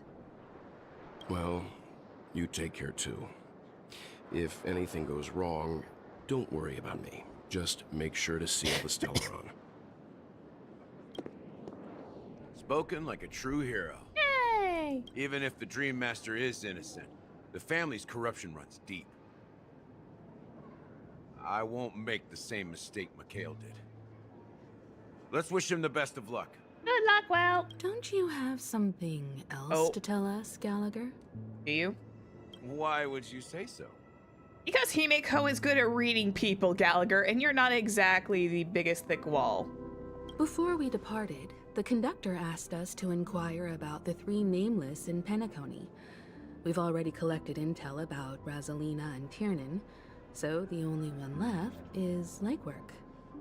If I'm not mistaken, we've already met him somewhere, haven't we? It's not enough to say meet, but the answer is pretty obvious. After all, I've hinted at it in quite an evident way. I've been watching over you ever since I received the reply from the Astral Express, and I've seen the great effort you all put into linking different realms together across the cosmos. And now, after getting this far all in one piece, you have truly proven yourselves. Miss Himeko, were you the one who repaired the Express and got it sailing through the cosmos again? Wasn't that actually the Stella? Wasn't that actually me? Yes. Oh, never mind. Himeko. And you two, young Nameless, you have very interesting life stories and extraordinary skills. Aw, you're making me blush with these flatteries. Keep them coming. You know what? I'm gonna be a little selfish. Keep them coming. Yeah, baby. I don't know much about my life story, but I do have extraordinary skills. Oh, don't worry, March. I'm gonna figure out as much as I can about your backstory when I do your side mission. Which I was in the middle You're of. full of energy. Please send my regards to the conductor, Pom Pom. Please let them know that their friend has fond memories of his time aboard the Express, which he reminisces on every time he has a good drink. Wait. No way, dude. Is he hinting at what I think he's hinting at? No way. Ain't no way.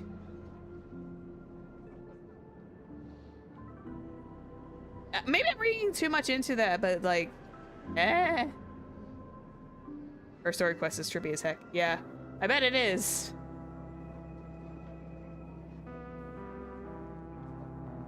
As for the last nameless, he embarked, disembarked, and embarked again, traveling in a great circle, ending up back where he started. On his deathbed, he told me to find the Astral Express and deliver an invitation to the future nameless. Never mind. He left behind a special gift, a true legacy. Something that belongs only to the successors of the Trailblaze. I'm sorry. When he mentioned that in such a present tense way, it made him sound like that he was somehow legwork in a very strange past life. Come with me. Now is the time to reveal it. Oh.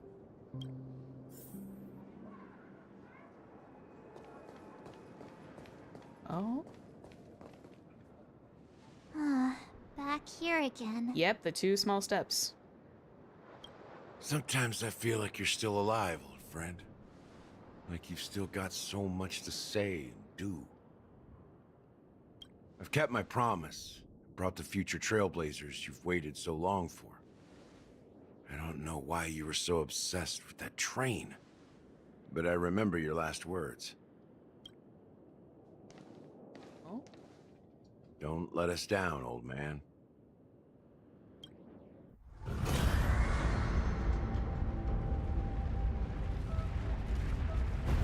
Oh. What's happening?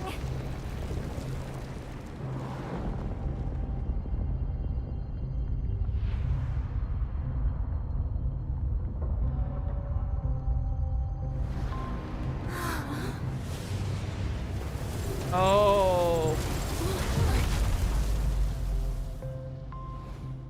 Oh, we at the theater. Go ahead. His resting place lies in the garden up ahead. No, wait, that's not the theater. Imagine enjoying some coffee at the cafe and the whole city just moves. The first and last nameless of Penacony. Mikhail Char Legwork, the Watchman. Oh.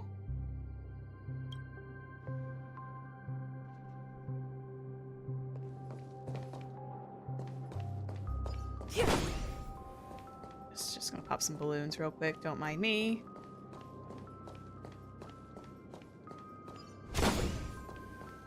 Get some broken dreams. Oh, that's so... Oh, that is crazy. I never saw the sky like that. Oh. Wow. Oh, wow. Oh, whoa. Oh, we are. That's the Penacony we know. Oh, that's crazy. Oh, that is so cool. I should take a picture of that at some point after stream. I need a background for my rule list anyways, and that looks wicked cool.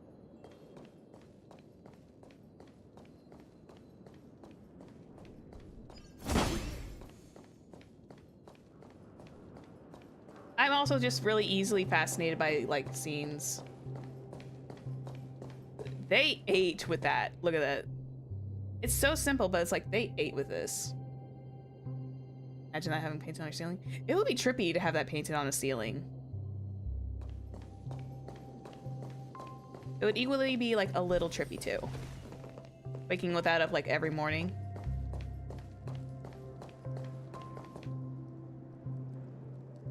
Beneath the sea surface of Memory Zone, in a garden closest to the full moon in the water, an elderly man rests on a recliner enveloped in utter silence. The watchmaker, Mikhail Char Legwork, has passed into that endless, timeless stream, where no sound could ever awaken him. Sure enough, The Watchmaker is the third nameless. Even I could guess that one. The legacy he left behind was a dream bubble. I believe inside that bubble, there's something that holds meaning only for the nameless. After all, when I checked its contents, I found nothing inside. Maybe some Trailblaze runes? Even more enigmatic than me. Well, I guess we touch it. Well, let's have a look. As the words cease, Himeko nods ever so slightly in your direction. Take a deep breath, steady your mind, turn your gaze towards the Watchmaker. Touch the dream bubble in Mikhail's hand. Press your hand lightly against the dream bubble, and the thick, viscous memoria converges under strain, then stretches outward from your fingertips. As if weaving a delicate web, it gently cradles your palm. A chill travels through your fingertips, carrying with it a myriad of vibrant and intertwined memories as experience would suggest. But this time, you see nothing at all. Try to focus and capture them. The dream bubble is clearly extraordinary. Perhaps the approach was wrong, you think, holding your breath and closing your eyes. With one knee on the ground, you press your forehead against the thin film coated in memoria. Yet before you, there remains an abyss of darkness. No crimson sun descending upon the snow-capped mountains, no gentle laughter, no twinkling stars. No echoes of swords clashing, and most of all, no traces of Trailblaze. There is nothing, and nothing is there. Indubitably, this is but an empty dream bubble. Wait, what's going on? Seriously? There's nothing inside this dream bubble? How could a dream bubble be empty? Just as I suspected. That old man always had this strange belief in the nameless and the Trailblaze. And I never understood where he got that confidence from. Especially since he never managed to get in touch with the Express while he was alive. I could never figure out what was going on in that old man's head. But this empty dream bubble is so typical of him. He was always full of weird fantasies and incomprehensible romanticism. That mischievous old man. Well, I didn't expect him to leave anything concrete behind anyway. Don't think that's the case, Gallagher. I'm sure Mikhail has left us the most precious thing of all. Probably did. Don't start getting all philosophical on me, all right? Just as Mikhail believes in the nameless of the future, we unconditionally believe in the nameless of the past. How could they leave with regrets for the future when they were ready to dedicate their lives to the land they loved? There must be something contained in this dream bubble. It's just we haven't figured it out yet. You also have faith in the Watchmaker. The bird is very distracting. Well, I'm a follower of the Enigmata. My philosophy forbids me to have faith in anything. Enigma. That's why I understand what faith means in the path of Trailblaze. Need me to pluck it. And I also want to know what he left behind. I'll leave it to you guys. Yeah, no worries, Gallagher. We got this. It's just there, and I need to pluck it so badly. Can I borrow your pet? I need to make a trip back to Golden Hour and check something at the Dreamscape sales store. Ma'am, it's now the time. It's for Mikhail, and for the future of Penacony. Wait, Boot Hill? Welcome to the Reverie Hotel. How may I help you? Boot Hill POV? Greetings. We're the Nameless from the Astral Express, and we'd like to check in. The Astral Express? But I thought... Yes, my companion's already checked in. My name is Dan Hung, and I believe my personal information is recorded in your system. I see, but your companion said you wouldn't be coming due to a change of plans. Well, change of plans to change of plans. Now the plans have changed again. Bye, Boot Hill. And you are... Me? I'm Pom Pom, a new nameless who's also with the Astral Express.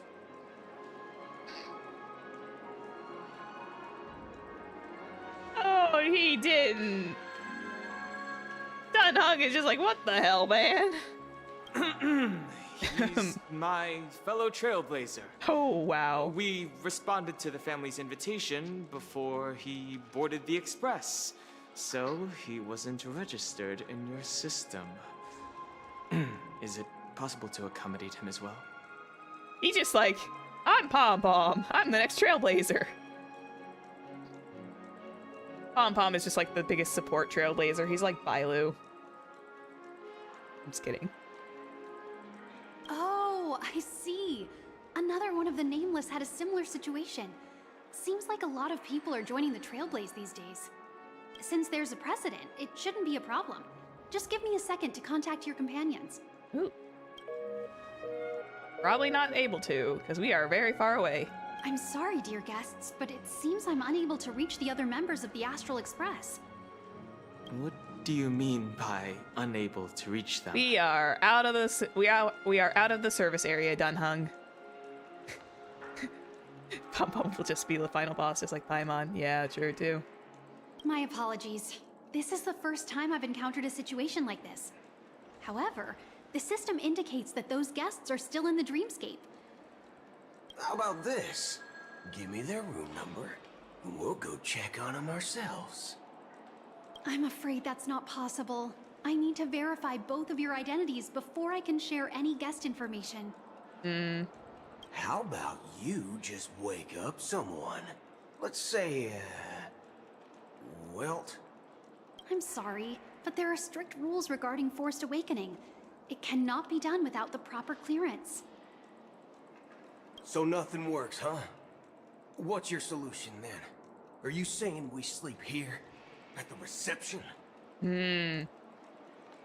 Please be patient. We need to contact your companions in order to confirm your identities. Yeah, Boohill's just gonna do his own thing, isn't he? And now it seems you need to confirm our identities before you can contact our companions. Yeah, and they're gonna know there's something up with the Pom Pom situation. It seems so.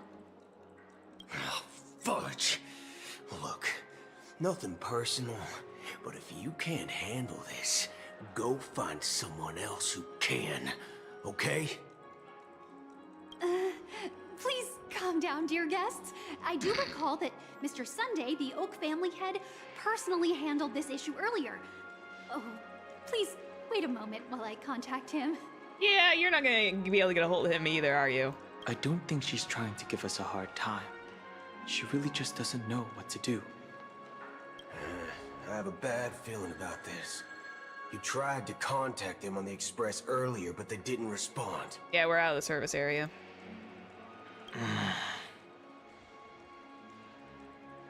Something doesn't seem right. I need to leave for a moment. Dan Heng? You can stay here with the receptionist. Dan Heng, that is the worst idea you've ever had. Sure thing. Just don't keep me waiting forever. Dan Heng, that is the worst idea you've ever had. I am ashamed of you. Dan Heng seems pretty worried about his companions. I should give him some space. Stressing out about it won't help anything. Aww, he cares. Boot Hill, Broken Arrow. What does your phone look like, sir? Oh, dang! Dude, that is a nice phone you got. That's a nice phone case. Nice. He's so tall, too.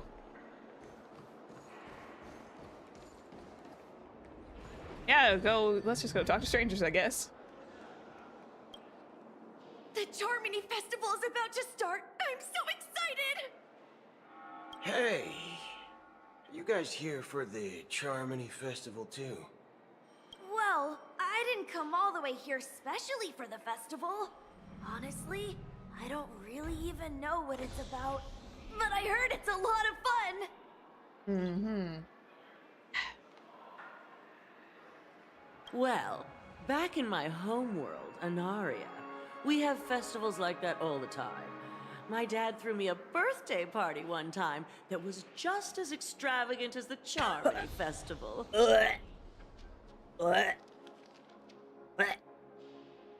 Disgusting. Ugh. I hate people like that. Okay.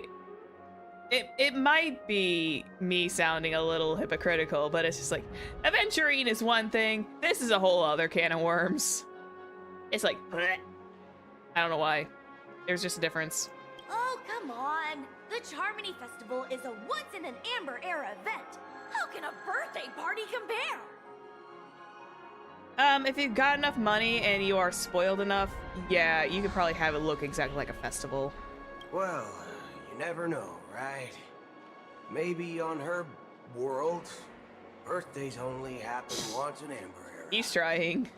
Anyway, let's forget about that.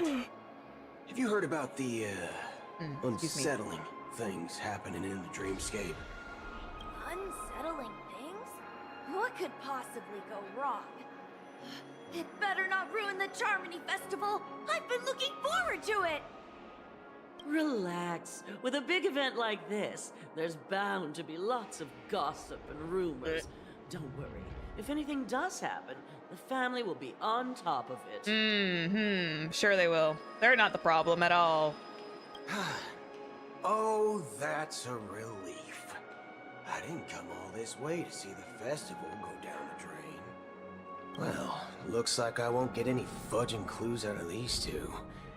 They're clueless. I love Boot Hill. Shoot dang, I love Boot Hill.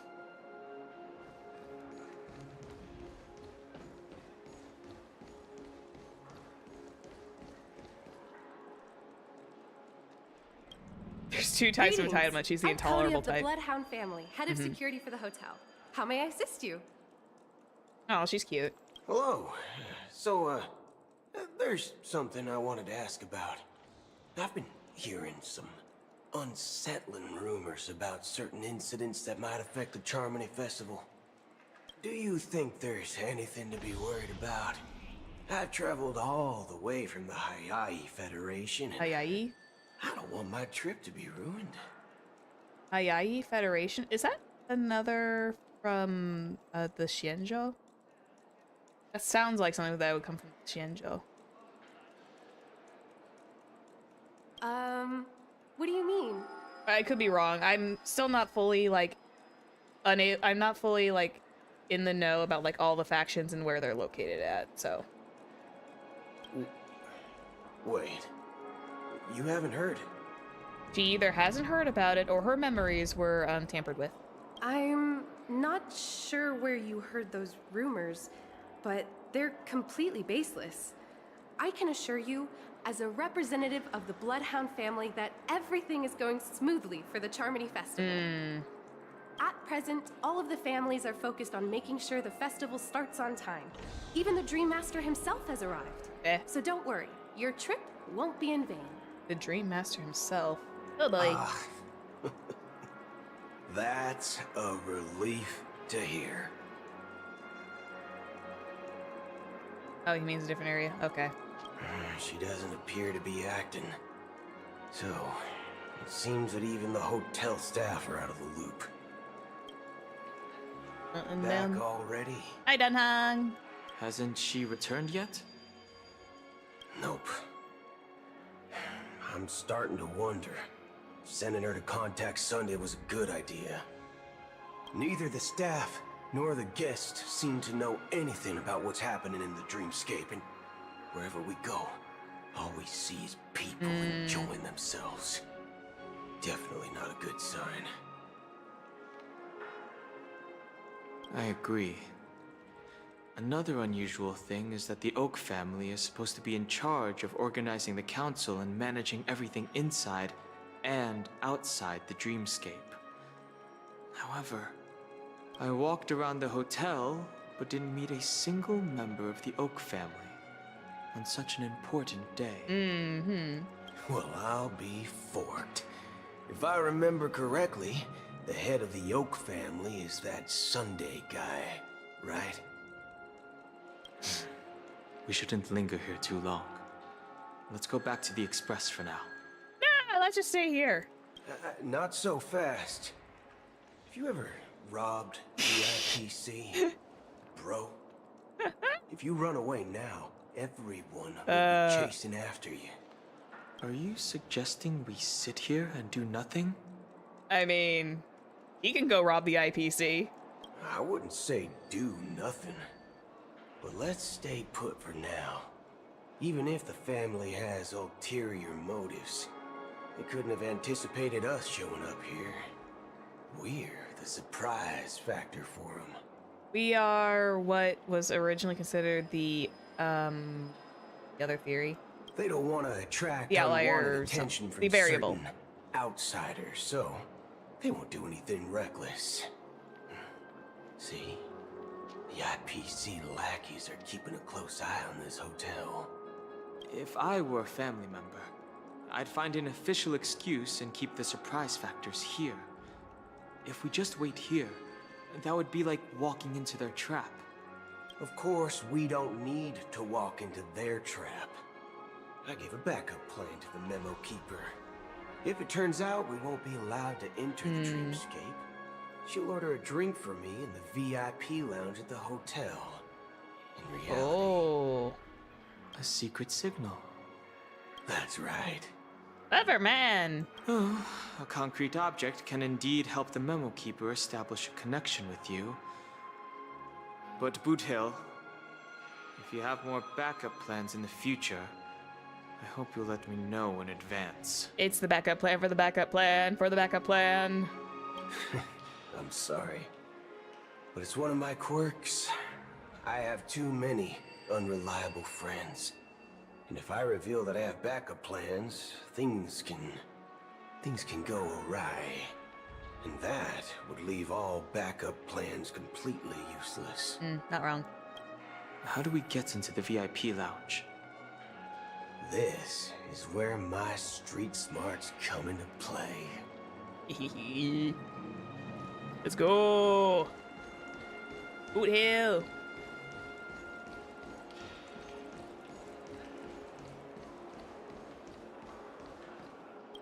Talk to Dennis. You're the lobby manager, right? Yes, I am. How may I assist you? We're the Nameless from the Astral Express. We wanted to check in, but there's something wrong with your system. The lady at the front desk said she would contact the manager, but now she's nowhere to be found. Smooth, Boot Hill. Very smooth. We've been waiting here forever, without any food or water. What the fork, man? Is this how the family treats its guests? Is this your idea of street smarts? Starting an altercation? I love these two. I love these two. But their chemistry is hilarious. It's called standing up for your rights. I apologize for the inconvenience. Please wait while we try to contact Mr. Sunday.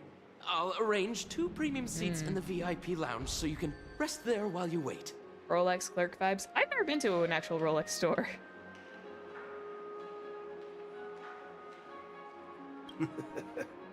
See? Just like that. Smart man. Just don't call yourself Nameless next time. Oh. Wow, this bar's something else. Ooh, luxury. Certainly worthy of the planet of festivities. Hey, we're back.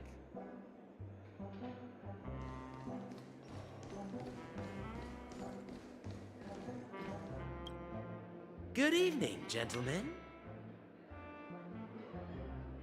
Hey, I have an order for a bottle of Donna's White Oak. Can you help us find it? Donna's White Oak? I think there might be a misunderstanding. We don't serve that here. You just serve Soul Glad then? Oh, no way. Are you sure you're not mistaken? If someone had reserved such a beverage, I would definitely remember it. It sells for hundreds of thousands of credits per bottle, after all. I couldn't afford to cover for such an item if it were broken or lost. I could pay for it. I have enough credits. Hundreds of thousands? Yeah, I could pay for that. I have like over 100,000. That's strange. Well, could it be that the memo keeper couldn't afford it? Then what should we do now? Oh, no need to rush. Let's grab some drinks first. Maybe I arrived too early and he hasn't come yet. Let's see what kind of juice malts you all have here. Well, give me a glass of Heenum Valley, 40 years. I'll have it neat. No ice. 2 million, but that's all for the waifu budget. Wow, that's the most expensive one on the list. You have a taste for the finer things. Yeah, you would not expect the Boot Hill of all people to have like taste for finer things. It's on the house, anyway. Eh. What can I get for you? Free drinks. Anything you recommend is fine. Then I would recommend today's special, Glass Village. It's classic Soul Glad mixed with Laboom juice. It's refreshing and suits your cool demeanor. Just 1 minute. Ah, this flavor. Dynamite barbecue with rocket fuel. Ooh, really hits the spot. Truly the finest sherry cask-aged malt juice in the cosmos. Dynamite barbecue with rocket fuel? I mean, Boot Hill is a cyborg. He kind of would probably know what that tastes like. Cherry cask-aged malt juice. Huh. Interesting. Dynamite barbecue with rocket fuel. Thank you. Is that really something that humans enjoy? He eats bullets too, yeah. Hey, this guy doesn't know anything at all. As long as you're satisfied, dear guests, please enjoy. Let's give the memo keeper another half system hour. If she doesn't show up, we'll need to come up with a new plan. In the meantime, let's take stock of the situation. We're on that time limit still. The situation is unclear. Something must have happened on the planet of festivities, but the public is unaware of it. Someone in a position of power within the family must be covering it up. They're catching on too. It's unusual for the followers of the Harmony to invite other factions, let alone the IPC and the Masked Fools. If what you said about the Emanator of the Nihility is true, the situation in Penacony is a little complicated, to say the least. Yeah. Actually, there's something else I'm concerned about. Regarding Acheron. As you know, the faction that follows the path of the Hunt are some of the most dangerous folks in the cosmos to mess with. Who in the right mind would impersonate the Xianzhou Alliance or the Galaxy Rangers? It's like asking for a death wish. Isn't there a saying among the Xianzhou people that the Rainbow Sect lets their Lux arrow do all the beating? That doesn't sound about right. That does not sound right. Talking. Do all the talking. There you go. Well, you know what I mean. Even though the Galaxy Rangers have been out of sight for years, we've been keeping an eye on this region. Even the dumbest criminals know better than to mess with the Annihilation Gang, much less the Rangers. But that Acheron lady, she doesn't seem like a lunatic at all. On the contrary, she's highly logical and organized. She knows exactly when to hold back and when to strike without mercy. I mean, she technically did. She pulled out her sword and she got Aventurine. And you believe that someone like her would have an ulterior motive for impersonating a Galaxy Ranger? Probably. She's lost. I'm not entirely sure, but I do have my suspicions. Maybe she knows a Galaxy Ranger, or perhaps she's trying to lure us out for some reason, which I can't figure out. Anyway, what worries me more are the anomalies within the family. They've summoned followers from various paths for the festival. No matter how generous the family might be, this move seems highly unusual. Oh yeah, there's all the loop. Technically, yeah. Unless the invitations weren't sent by them. There he goes. If that's the case, it's even more intriguing that the family insists on organizing the Charmony Festival, despite the chaos. Maybe it's Shipei the Harmony pulling the strings. You find it beyond human understanding because it wasn't arranged by humans at all. People do stupid things out of irrational impulses. You ain't wrong. They abandon their principles when self-interest is involved. They believe in things they know they shouldn't, and fudge, they even break their own rules. He ain't wrong that there are people out there who will act in their own self-interest when the irrational impulses are just like going brrr. But eons don't. They stick to their determined path and never turn back, even if they reach a dead end. You think Shipei's will is behind all this? It may not necessarily be Shipei. There's definitely some higher entity involved. I know it may sound pessimistic, but if human free will were reliable, why would we even need Galaxy Rangers? It's much simpler when you boil it down to the eons and paths. Like how Lon always follows the path of the hunt, or how the Express stays true to the Trailblaze despite Akavili's disappearance. But in my opinion, Akavili's fall holds significance for the Nameless. Oh, so you're saying the Nameless now have to take responsibility for their own choices because their absolutely right leader is gone? Exactly. I believe the purpose of the journey isn't just about following a path that's always considered absolutely right. It's more about doing your best to choose the right path for yourself among countless possibilities, even with limited insight and judgment. You gotta judge for yourself, people. I don't know what you've been through, but I agree that people must take responsibility for their choices. Because no one else can do it for them. Yes. Good advice, actually. That's why the Galaxy Rangers need to uncover the imposter and figure out her true intentions. I still think it wasn't, like, her full choice to do that. Or, like, she didn't do it out of malintent. Just in case. I have a backup plan if the Memo Keeper doesn't show up. This is my final backup plan.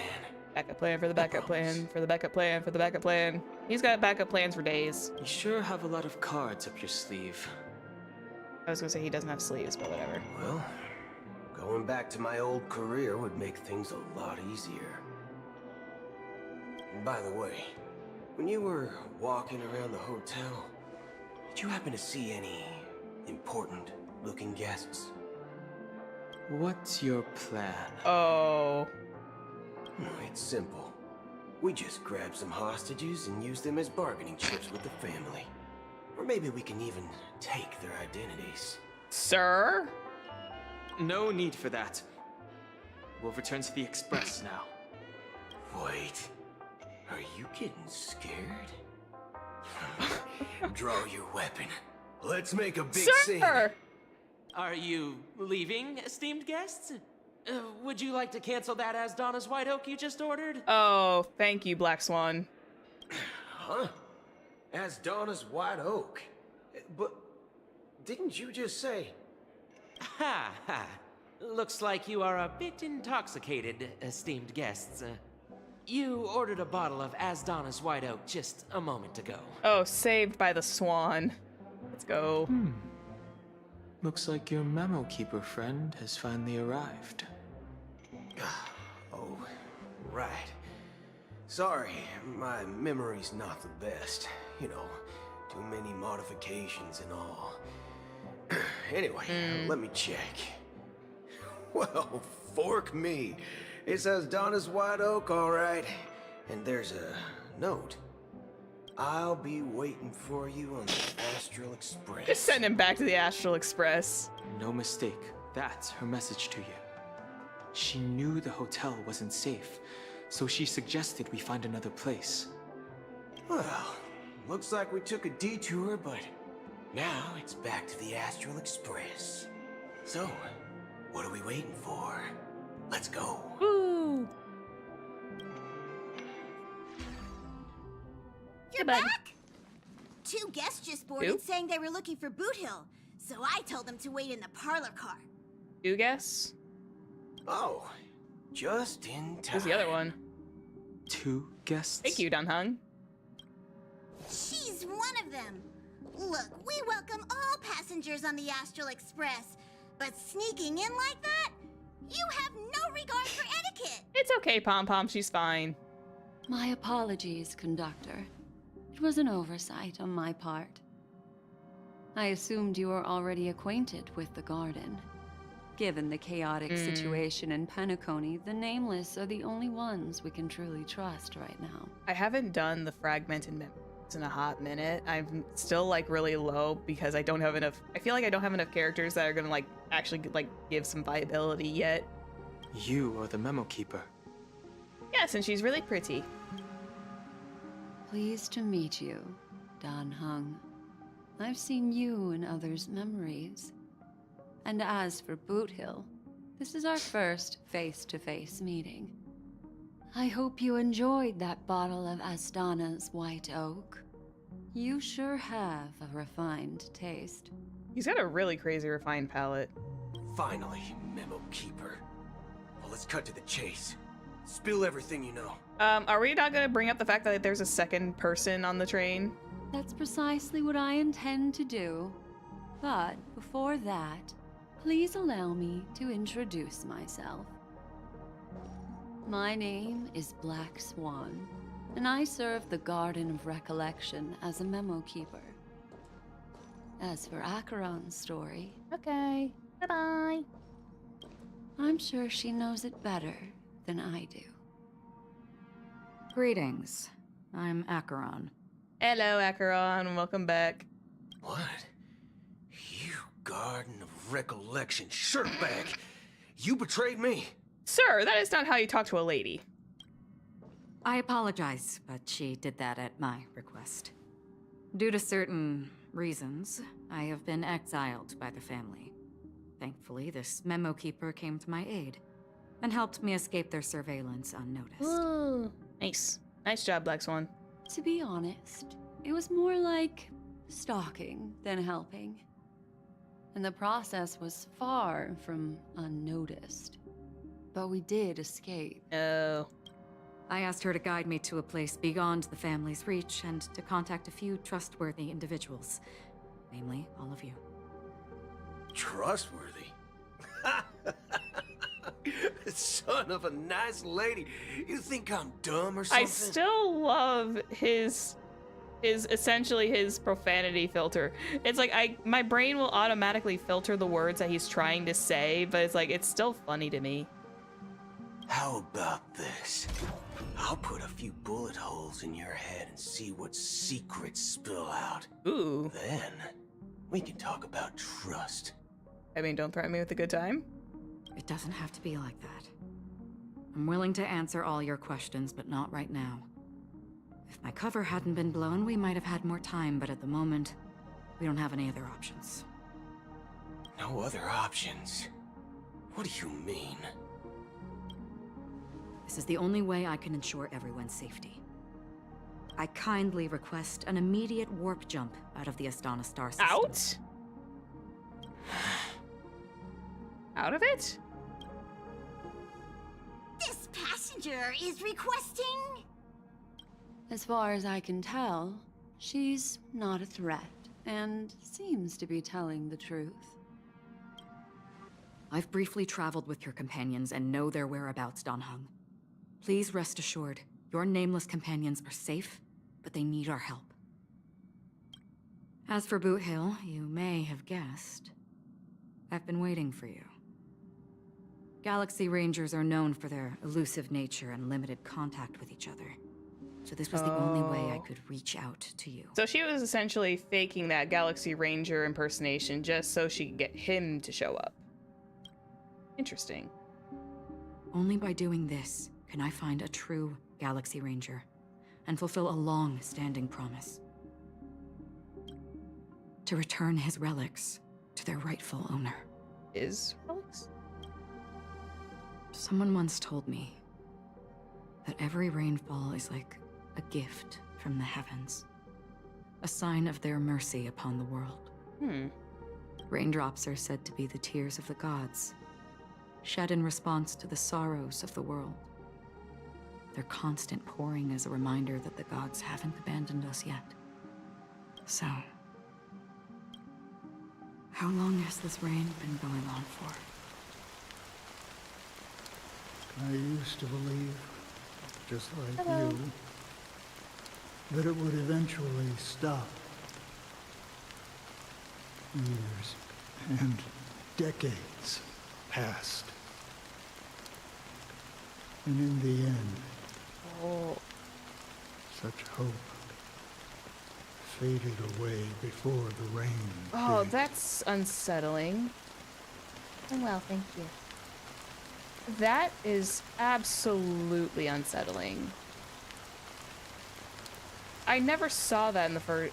I don't think it's ever shown in the first one, but damn, that is creepy. Hands reaching up for this. Ugh. I got the shivers. Looks like the god you mentioned doesn't exist after all. As he spoke, the old man's gaze remained fixed on the distance. Amidst the fine drizzle of black rain, countless shadowy hands emerged from the sea, shrouded in an ethereal mist, reaching towards the sky one by one. Well,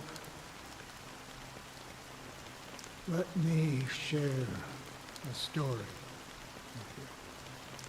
Mortals who walk the paths are like sailors on a vast ocean, leaving behind a trail that creates countless ripples of possibilities. These ripples last longer than the fleeting lifetimes of humans. And for some, their presence leaves such a strong mark that it's reflected in the waves. Like those shadows on the ocean.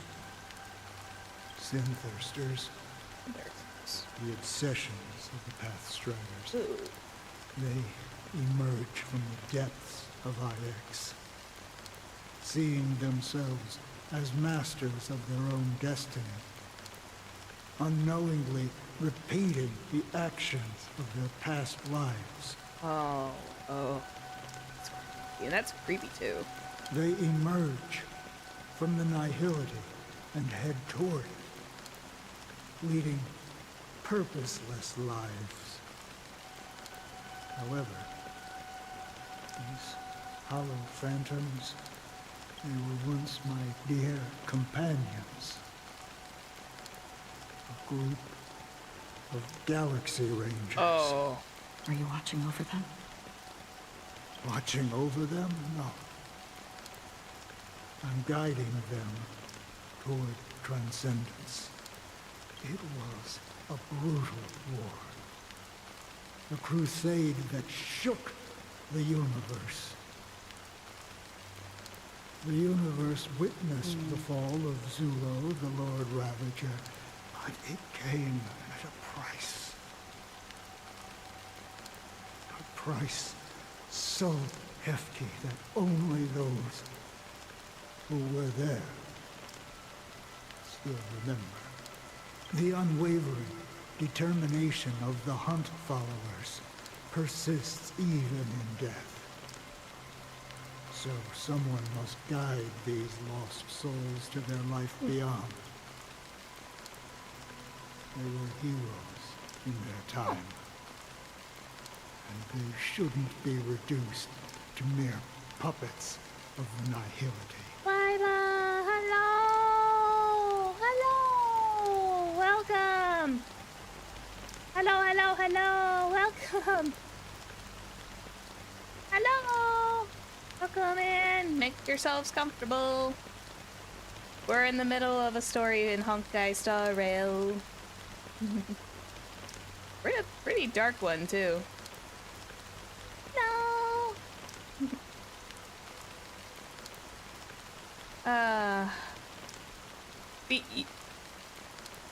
I don't know how to explain this without spoiling too much, because I don't know like how many people are comfortable with like spoilers if they've played Honkai or not.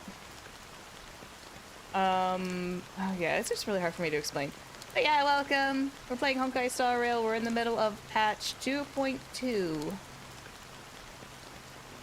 Well, we're kind of like at the starting line of 2.2. We're a little over it, but there's still like a long way to go. And we did a fun little thing with a space cowboy. And now we're getting some backstory for her. As for me, and I hope you had a good stream, by the way. I've suffered too many losses on that battlefield to advance any further.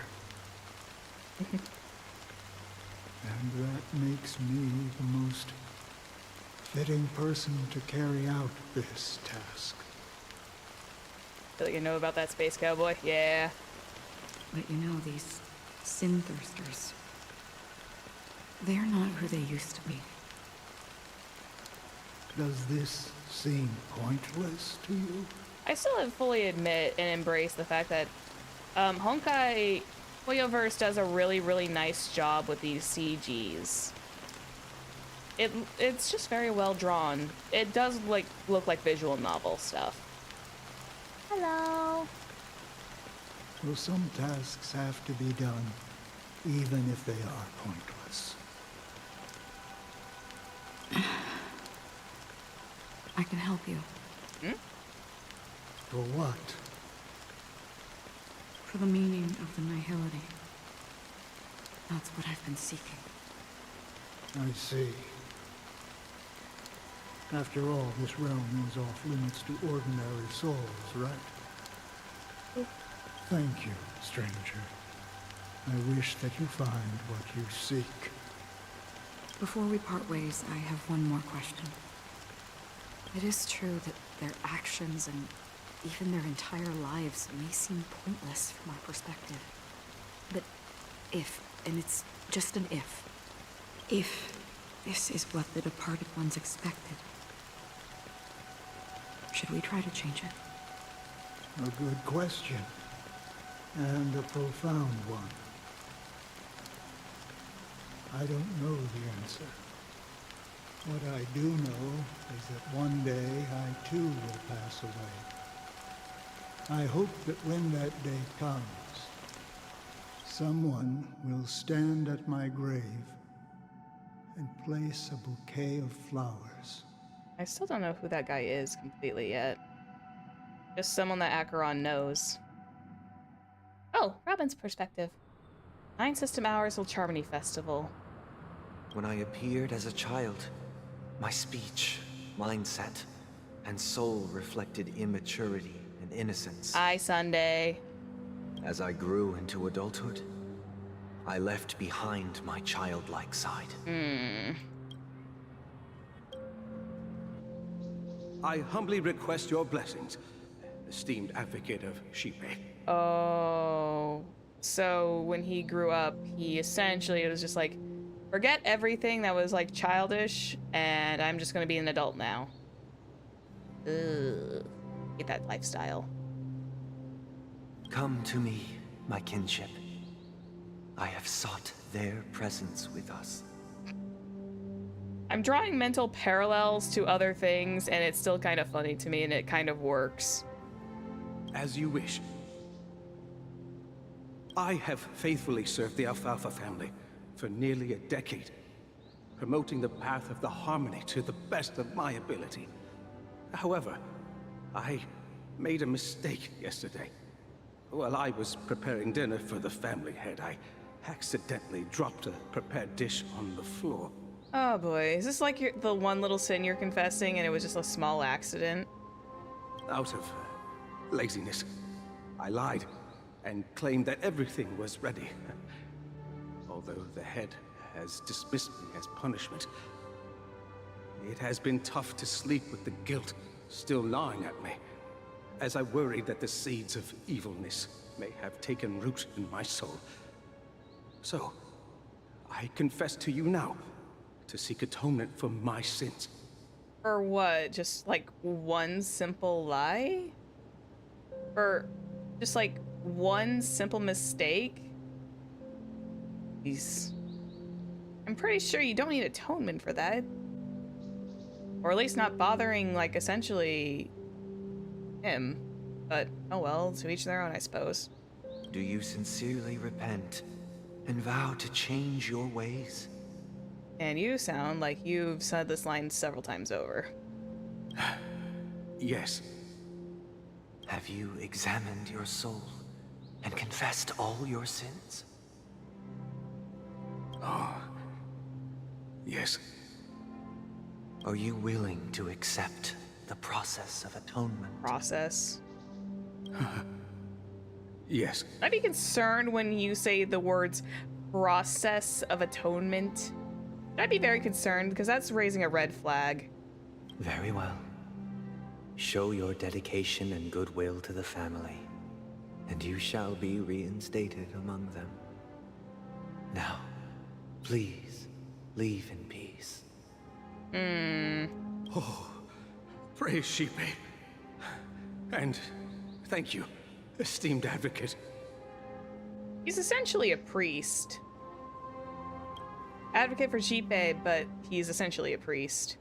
Next, please step forward. He looks like he is just mentally just done, but he's just like speaking his lines as he should. I wholeheartedly confess to you. Please, pardon my sins. Rest assured, I have implored their presence to be with us. As long as you are sincere, absolution will be granted. It is a very pretty CG, though.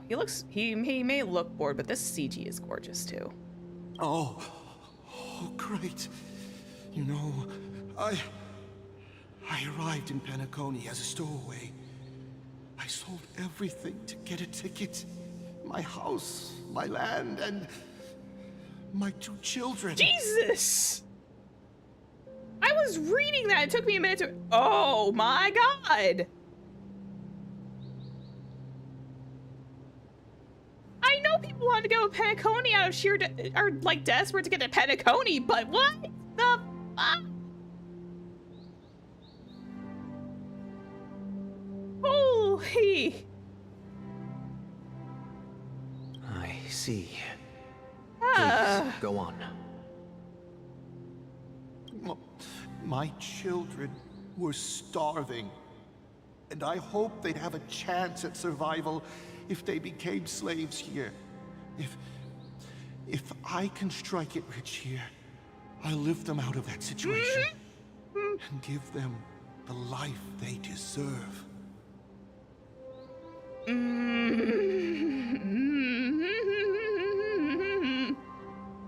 Sorry. I was the moment those words were coming out of his mouth, I was already feeling like But the Bloodhound family got wind of it. They're on my tail, hunting me down. I thought I could bring my kids here. It was all my fault. Yeah, that escalated quickly. That escalated very fast. The family is ready to forgive all sinners. I'll ask the Bloodhound family to cease their pursuit. You don't need to live in fear Sunday, anymore. this might not be the one you might want to forgive. I'm just saying, honey. This might be the one that you might need to really let the Bloodhounds just do their job. Oh, thank you. Thank you. I'll work my hardest to redeem my children. and make them part of the family. Praise the harmony. Praise the harmony indeed. Next, please step forward. He is so bored now. Hey, long time no see, Mr. Sunday. The most esteemed individual in Penacony, and the next leader of the Oak family, right? I have sought their presence with us. Let us proceed. Sure, let's just get this over with. I have sinned, please forgive me. I wasted half a pizza at breakfast, and a bottle of Soul Glad. Oh my lord. That is so trivial. Please tell me that, like... That's it. Nothing more. Can we wrap this up? I've got a robo-ball game to catch, you know? This is a shift. Do you seek to atone for your sins through good deeds? He's just like, what? If I could imagine his facial expression, his eyebrow would have been probably twitching. He would probably be like trying to remain as composed as possible. But he's just like, what the absolute hell? My sins? Starting to sound like a saint, huh? Well, let me tell you something. Neither the family nor you have the right to judge me. Then why are you here? You think nobody knows what your precious family has done? About the watchmaker? Huh? Don't kid yourself, Featherbrain. Those dream chasers might be fooled by your act, but don't fool yourself. Jesus. Okay. Apache got bite. Goodness sake. Before you start spouting off your holy verses, answer me this. Where does the power of the Oak family come from? And your power? What makes you think you can sit there all high and mighty, looking down on everyone else? He's just doing his job. He's just kinda doing his job, man. You're roasting this poor guy for no reason. Well, I've spent enough time in confession today to enter the Harmony's paradise, right? Then I'll take my leave.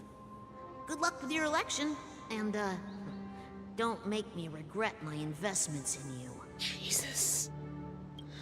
Sunday had a lot of pressure. My goodness, Sunday, you had a lot of pressure on your shoulders, didn't you? Oh, revered triple-faced soul, hear my doubts. Who can judge the strong when their power hides their crimes? Who can vouch for the weak when they will pay any price to survive? Who can comfort the purest souls when even they get led astray? Yeah, this is probably where Sunday just started, like, losing it. If the strong defending the weak is truly the foundation of paradise, then who is responsible for the suffering and anguish in this wretched world? Yeah, this is definitely where Sunday started losing it. Yeah.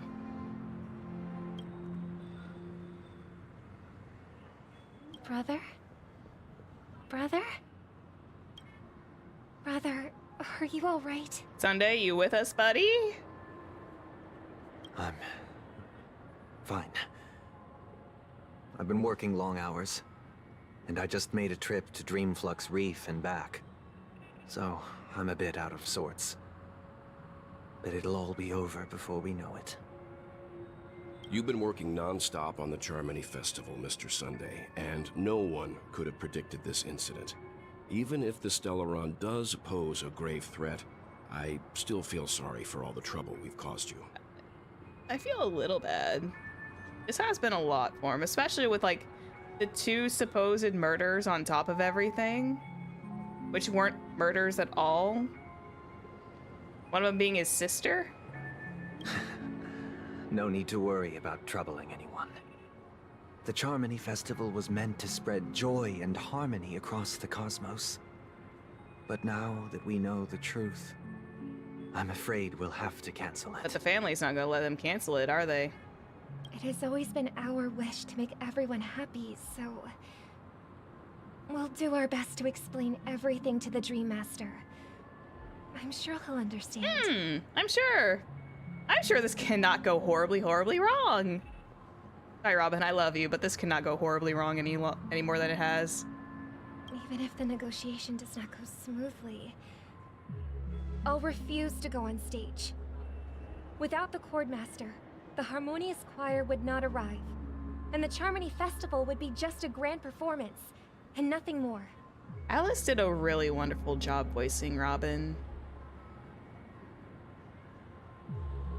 Saying. I'm relieved to see your determination.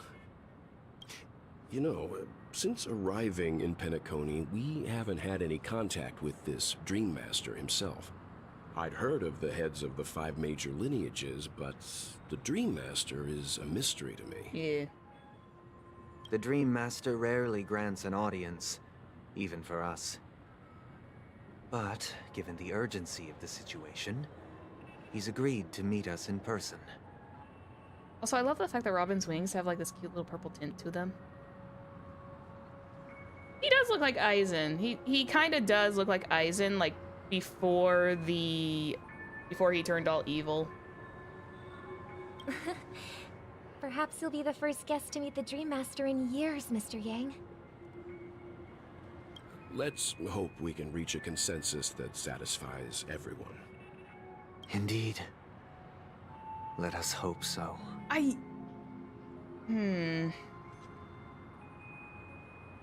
Okay.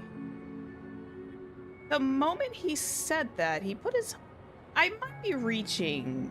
I might be overreaching. It might just be his polite body language, but the moment they were talking about, you know, saying, let us hope so, it feels like he's lying. I feel like this is, like, tell. Crossing his fingers behind his back, or doing something behind his back to try and, like, quote-unquote negate the lie, I guess, is what they do, like crossing your fingers. It's about time. It feels suspicious that he did that in that moment. Meeting. I apologize for any inconvenience caused by the urgency. Don't worry. I'll be waiting here. It's Mr. Sunday! Hey, come over here! Oh boy. Looks like someone needs help. Let's go check it out.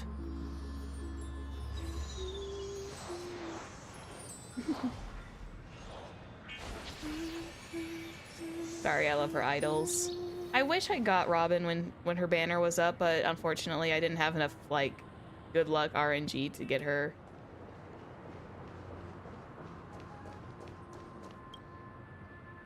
Mr. Sunday. Hey there! Okay, see the moon in the sky? It's about the size of the cap on my Soul Glad bottom.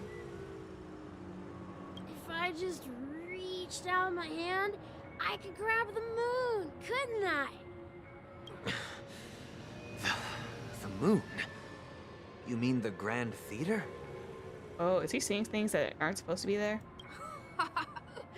Yeah. Look at me.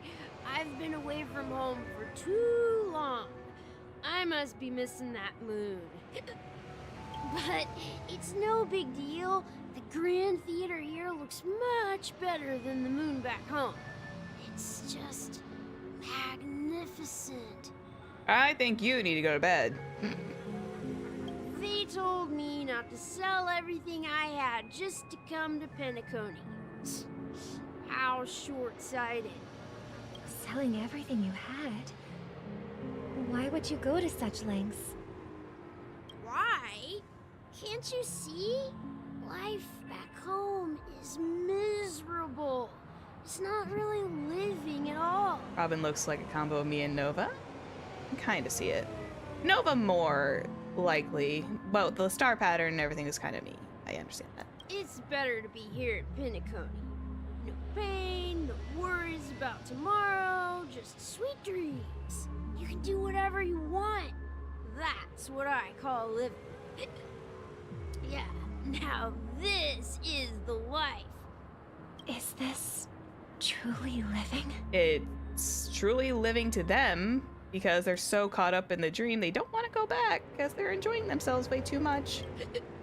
Huh? What did you say, young lady? I didn't quite catch that. Oh, it's nothing, sir.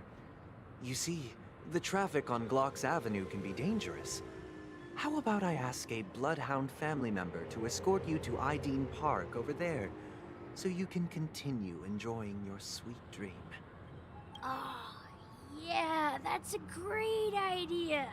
Wow, no wonder you were the leader of this sweet dream. You're totally a lifesaver. See you around, Mr. Sunday, and it was nice chatting with you. Ugh. What's up, sister? This is the land of the dreams. But why do they live like this? Because it's like I said, it's essentially a utopia where they essentially escape from all the pain and yeah, it was really weird. But yeah, it's so essentially the dreamscape is like a utopia. No one wants to leave because they believe the outside world is bad. So they dive themselves deeper and deeper into this dream that they will literally sell everything they have just to get here. It's a scary thought. The man we ran into, he doesn't seem happy at all. Even though sweet dreams are nice, they're just illusions. But for him, they're the only way to survive, even if it means giving up on reality. That's not really living at all. I suppose you have a point. But, in my opinion, that's how most people live their lives. Sunday. Why do you say that? You think that man is not actually living, but that's not quite accurate. Even without Penacony, people create their own illusions called self-value. People believe they have a predetermined value to fulfill. Gaining value means gaining power, and those deemed worthless are seen as the weak. However, value doesn't come out of thin air, and there's a limit to it. To accumulate value, people have to take from others. So, the weak get exploited and oppressed. Oh boy. Are you suggesting that this is not how things should be? Exactly. But, ironically, people don't think there's anything wrong with it, because they uphold the illusory notion of self-value. And even the weak believe in it. The survival of the fittest. That's where all the tragedies in the world come from. People come to the sweet dream in Penacony to escape from that reality and find solace. No tragedies exist here, only happiness, although in its nascent form. Isn't that the same paradise we yearn for in our dreams? Yeah, I'm kind of with Robin on this.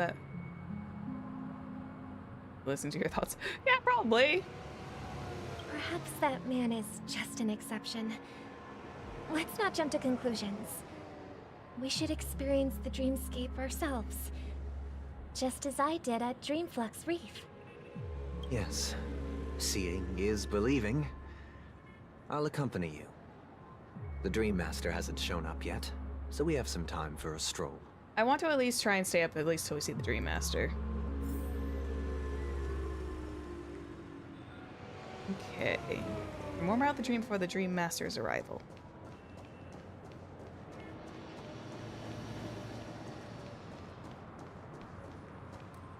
Also, like I said, I love the underside of Robin's shoes. She's got like little stars on the soles of her shoes. Glad to meet you again, Robin. how are the preparations for the Charmony Festival coming along? We're Ooh. all so excited about it. Yeah, Sunday was probably reading your thoughts because that man is like, he has got eyes everywhere. It's going smoothly. Thanks for making the trip to join And the they festival. can't say anything because, oh, they can't say anything about a big announcement yet either. You're too kind, Robin. It's a pleasure to have guests from all over the universe celebrating day and night. Oh, that would always feel like too much of a good thing. I think I would get exhausted of that after a while. I can't stand being lonely or bored, so this jubilant dreamscape is perfect for me. But if this went on forever, would it get Thank boring you. too? Thank you, Robin. Nah, not at all. Who would get tired of having so much fun? There is such a thing as too much of it, though. Every day, you get to wear fancy clothes, explore all sorts of dream bubbles, indulge in delicious food without gaining weight, and you never get old or sick. As long as you can afford a room, this place is the ultimate paradise. Ugh. It's starting to sound more like a nightmare. But you know that only a few things can be brought back from the dreamscape to reality, right? That's exactly why I don't plan on bringing anything back. Just enjoying the dream itself is good enough for me. I mean, I'm not one of those long-living species. I only have around 60 or 70 years in this lifetime, and there's so much to worry about.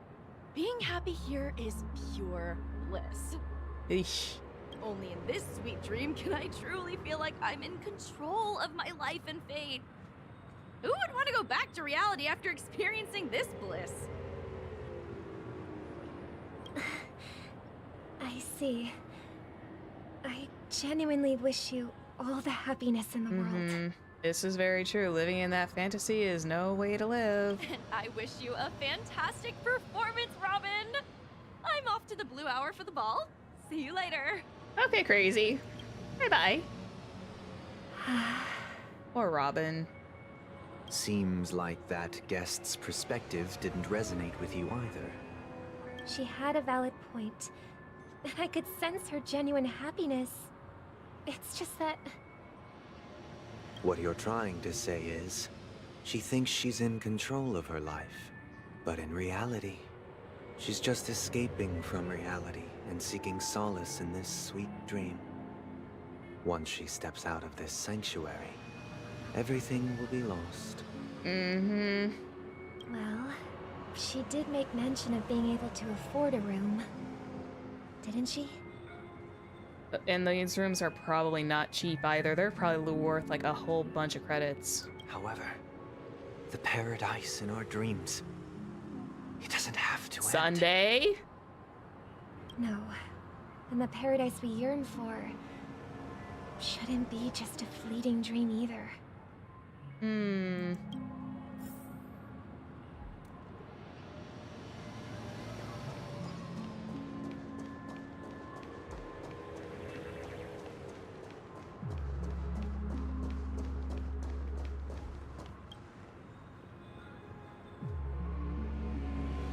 The scenery in this dreamscape is truly breathtaking.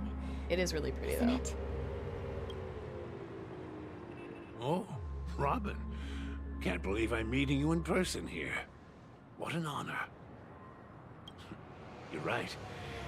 Even though time stands still in this dreamscape, it always feels fresh. I find something new every time. Do you? A philosophical mind. I hope I'm not intruding. Oh, not at all. No. With little time left, I yearn for meaningful conversations, especially with someone as esteemed as you. Do you mind if we chat? Yeah, go ahead. Shut up. It's my pleasure. No need to be formal. Just speak your mind. You said, with little time left. Please, forgive me for being blunt.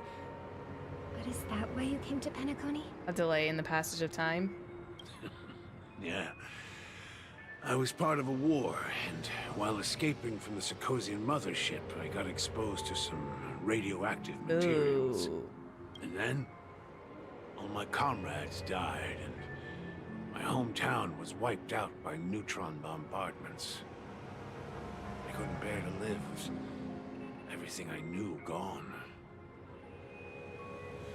That's when I heard about a possible solution here, so I came. How much did it cost, though? How heart-wrenching. I hope the family has been able to help you. Also, I noticed Robin's eyebrows are like a little bit more purple. I don't know if that's just part of her, makeup or not, but although it matches with her hair a little bit more. They have, and I'm truly grateful for that. They provided me with a comfortable room, the most advanced life support devices in the cosmos, and a stellar team of caregivers. My physical body is now in the dream pool, sustained by life support. The me you see here is whole, rational, and no different from any other person. But I can't say the same for the me in the hotel room. This is getting harsh. My true appearance. Huh? I hope you never have to witness it, Robin. So, you'll be living forever in this dreamscape, right? Just being able to live at all is good enough for me. Whether it's in this dreamscape or not, well, I don't really have much say in the matter. My world has been torn apart, and my life could end any second. So, even if this whole place is an illusion, it's still my paradise. And I'll treasure every moment I spend here. How I envy those everlasting things. Oh boy. Story. It's so tragic. Fortunately, this sweet dream gives him joyful memories to hold on to for the rest of his life. That's precisely why this sweet dream in Penacony exists. However, even this sweet dream has its limitations. While it provides solace to the disillusioned, it can't completely eliminate pain in reality. Nope. There will be a way out.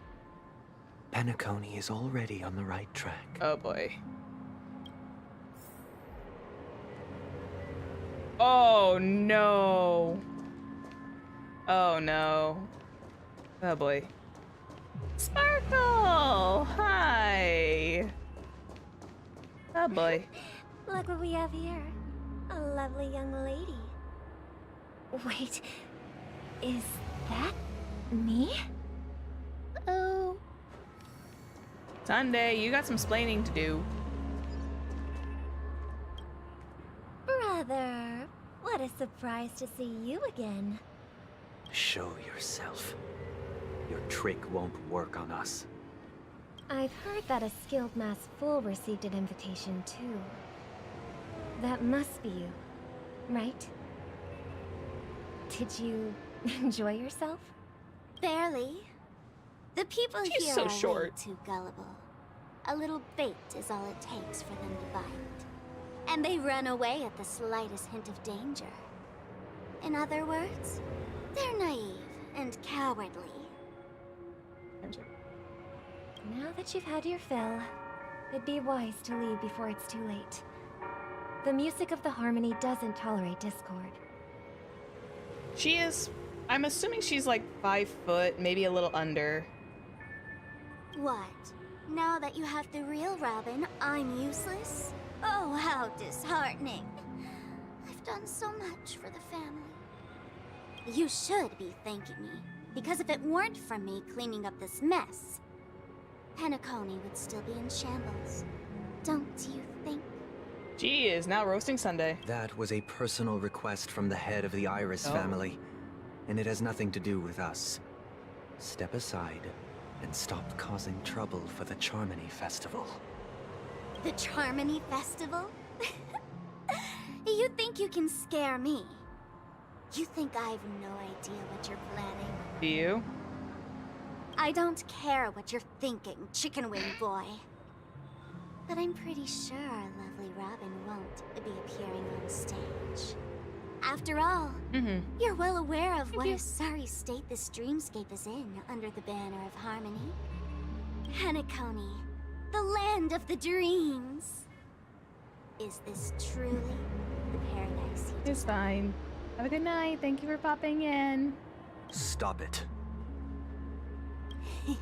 What's the rush, chicken wing boy? Did I get to you? Our paradise is none of your concern, masked fool. Leave now, or the family won't tolerate you anymore. All right. I'll go. But Robin, I suggest you seriously consider this. Do you really believe those living in dreams can escape pain and find true happiness? Yeah, boy. Well, I've done my part. And now I'm simply waiting for the fireworks to begin. Here, the last 2 gifts for both of you. And don't lose them. If by some unfortunate chance the Charmony Festival starts against all odds, remember to use them during the show. She's got more How many buttons does she have? It'll be thrilling. Bang! I heard a raven cawing in the distance. It seems the Dream Master will arrive soon. Alright, let's go meet this Dream Master real quick then.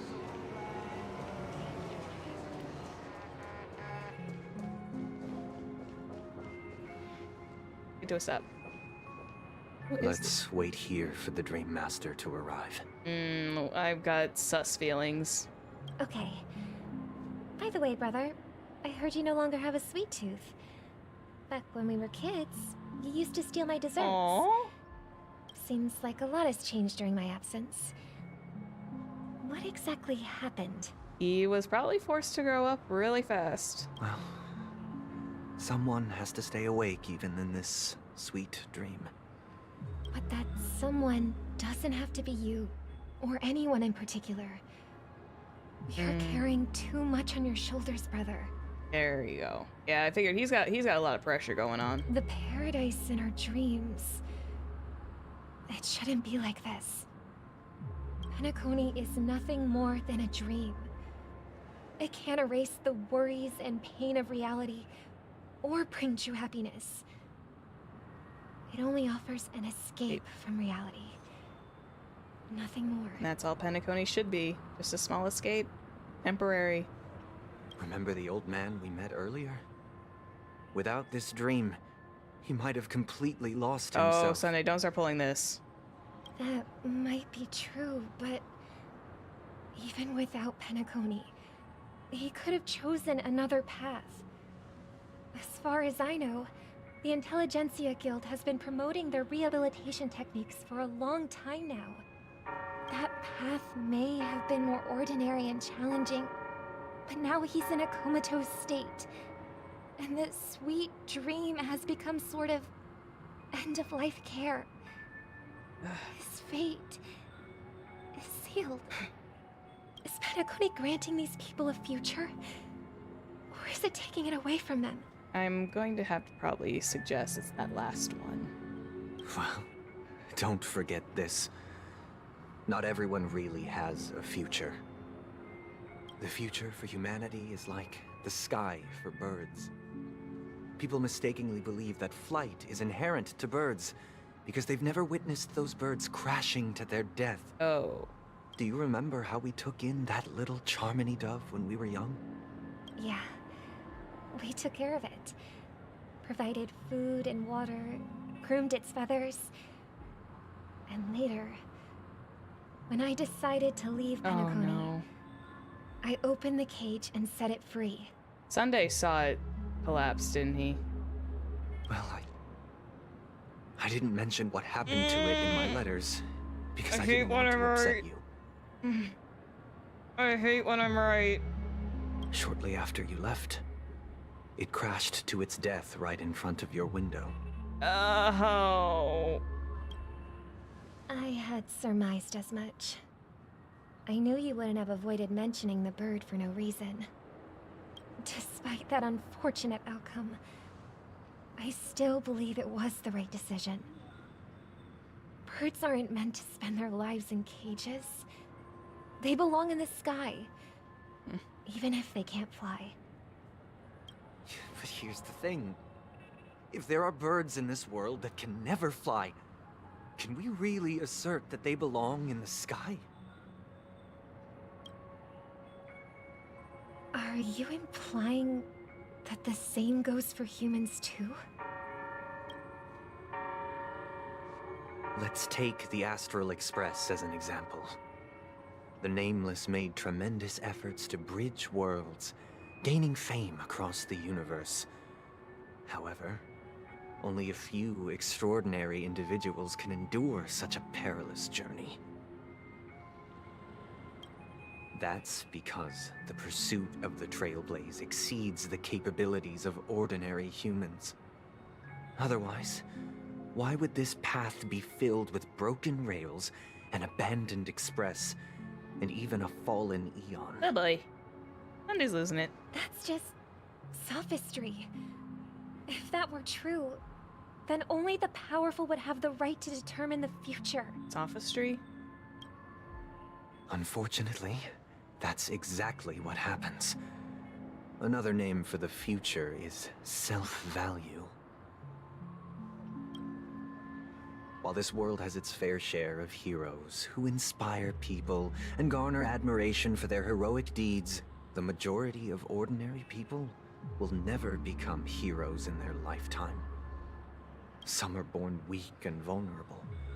Some find themselves trapped in unfortunate circumstances. Some fall victim to malice and cowardice. When it comes to survival, everyone is equal.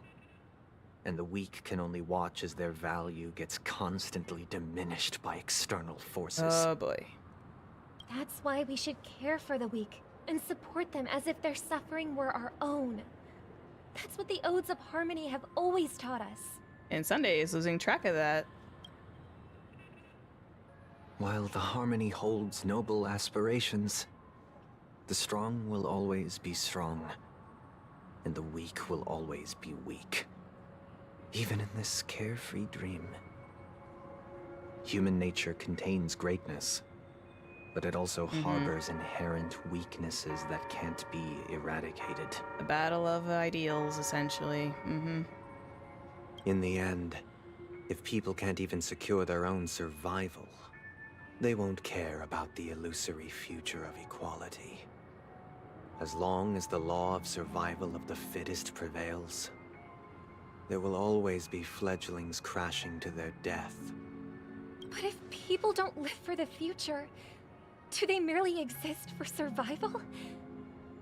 If even you, my brother, don't believe that the Harmony will save the weak, then which eon can make our dreams come true?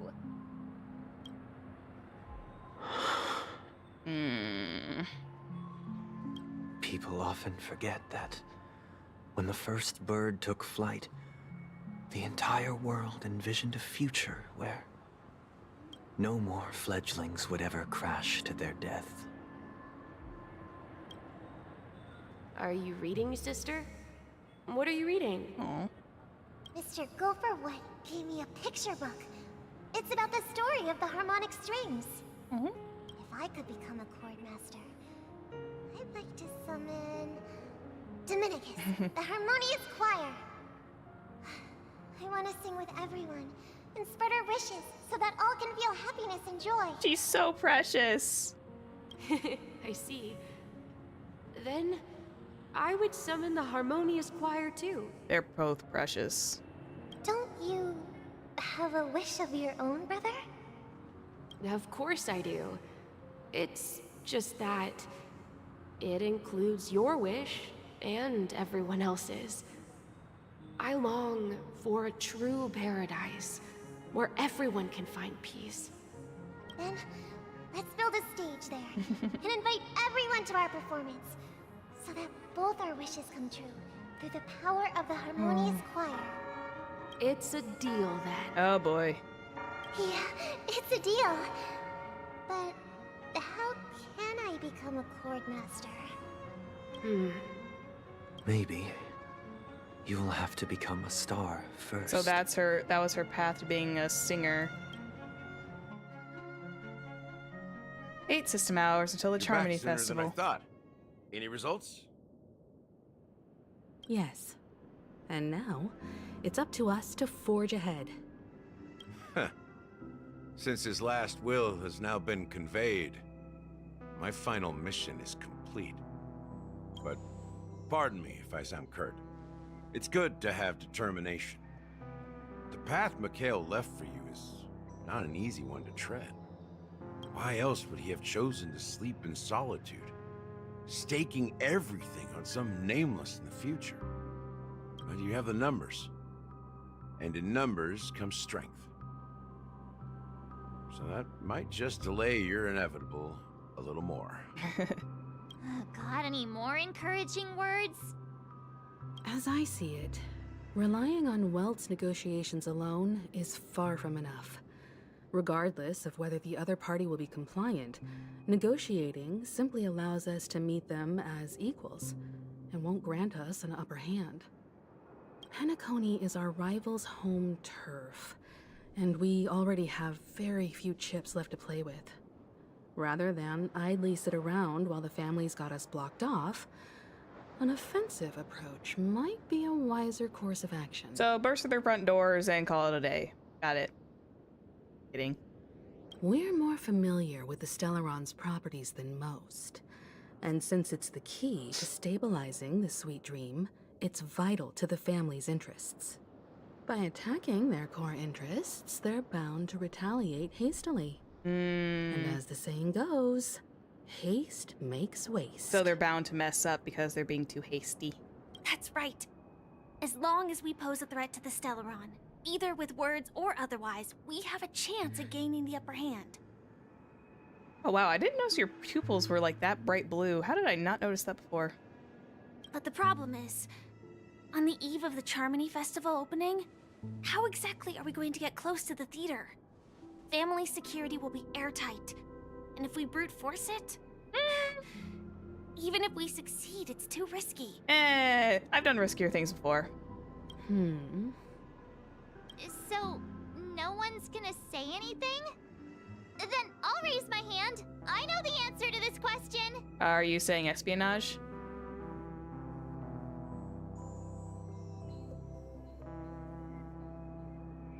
Of course you do. I never doubted you for a sec. I'm being sarcastic right now. The express crew would have been disbanded long ago if it weren't for me. Uh-huh. Sure, hun. You just keep telling yourself that, Barch. It's okay. So, I heard that before the Charmony Festival begins, there'll be a pageant to kick off the festival. It's called the Soul Glad TM Festivity Audition. So glad or TM. something, and it's going to be held in the moment of Scorch Sand. So glad TM.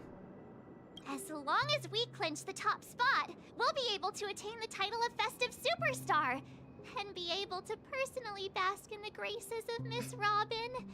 Not that that's important.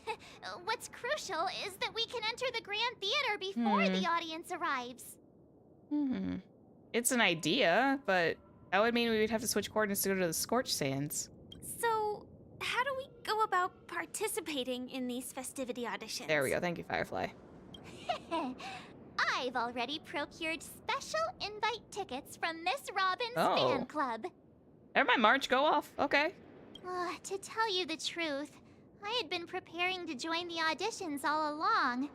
But now it looks like even if I scrape through, I probably still won't have the chance to shake Miss Robin's hand. Girl. We've literally been near Robin countless times. I'm pretty sure at one point you will be able to do so. I know you're her fan and all, but seriously, we're like closer than you think. So they're still running this thing, huh? It was originally just a publicity stunt, set up by Mikhail to drum up attention. But it looks like it might be worth a shot. Okay. Pageantry it is. We'll follow Marge's plan. Mr. Gallagher, will you be joining us? I'm afraid I won't have the time. As a virtual character, I've already completed my final mission. Whether Penacony can awaken from this dream is All down to you.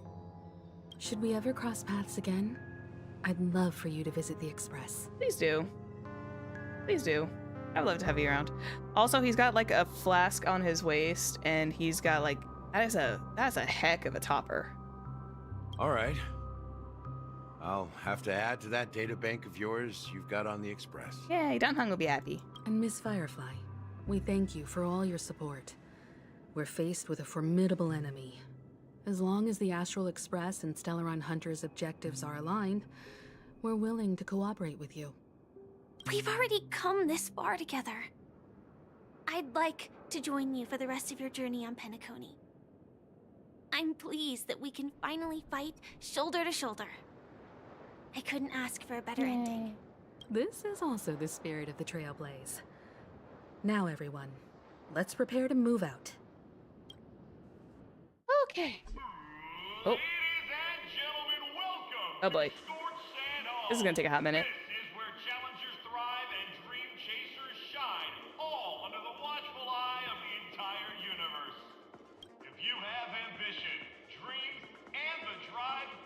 Oh my goodness. The next superstar of Penacony's Charmony Festival could be you. Oh boy.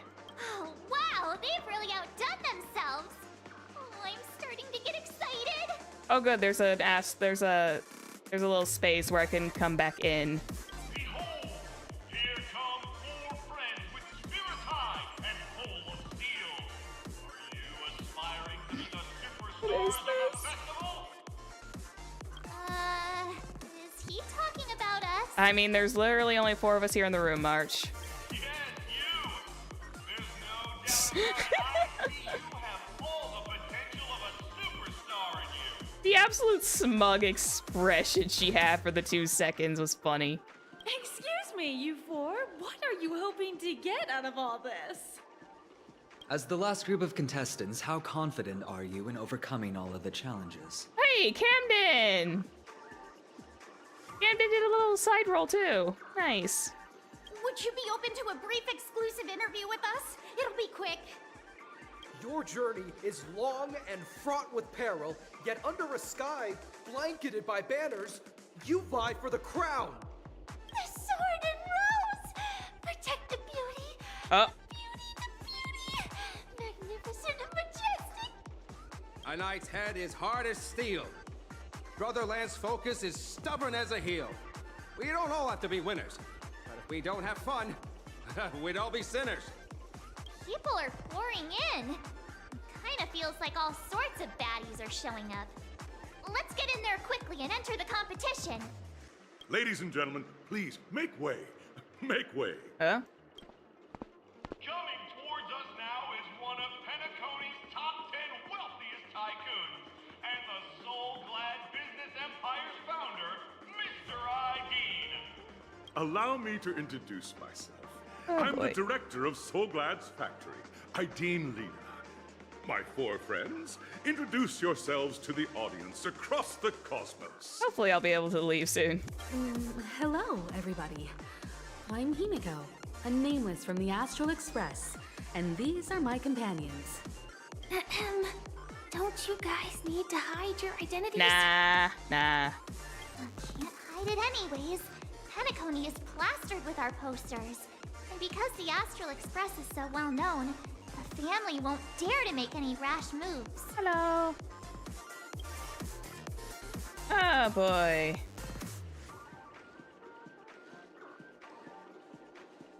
Is it really a good idea to have a talent show in this pivotal moment of our story? Yeah, probably. I might as well just be cordial about it. Hello, everyone. I'm March 7th. I'm an ordinary girl who loves adventures. Yeah, you don't have a bow at all. Hello, everyone. I'm Firefly.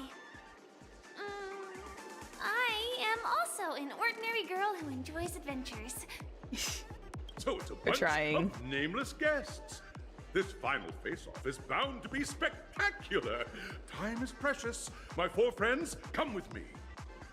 Grab a bottle of Soulglad and make your dreams a blast. Oh boy. Oh, thank goodness. I wasn't trying to rush that, but I was just like, I realized looking at the times, like, wow, I've done this a little bit longer than I usually do. Let's see. Definitely have to pick this back up on Saturday. I feel like we're edging very close to the end, but yeah, we'll see. I might even do the stream a little bit earlier on Saturday. We'll just have to take a look. But for now, I think now is a good time to just grab whatever achievos that I managed to grab.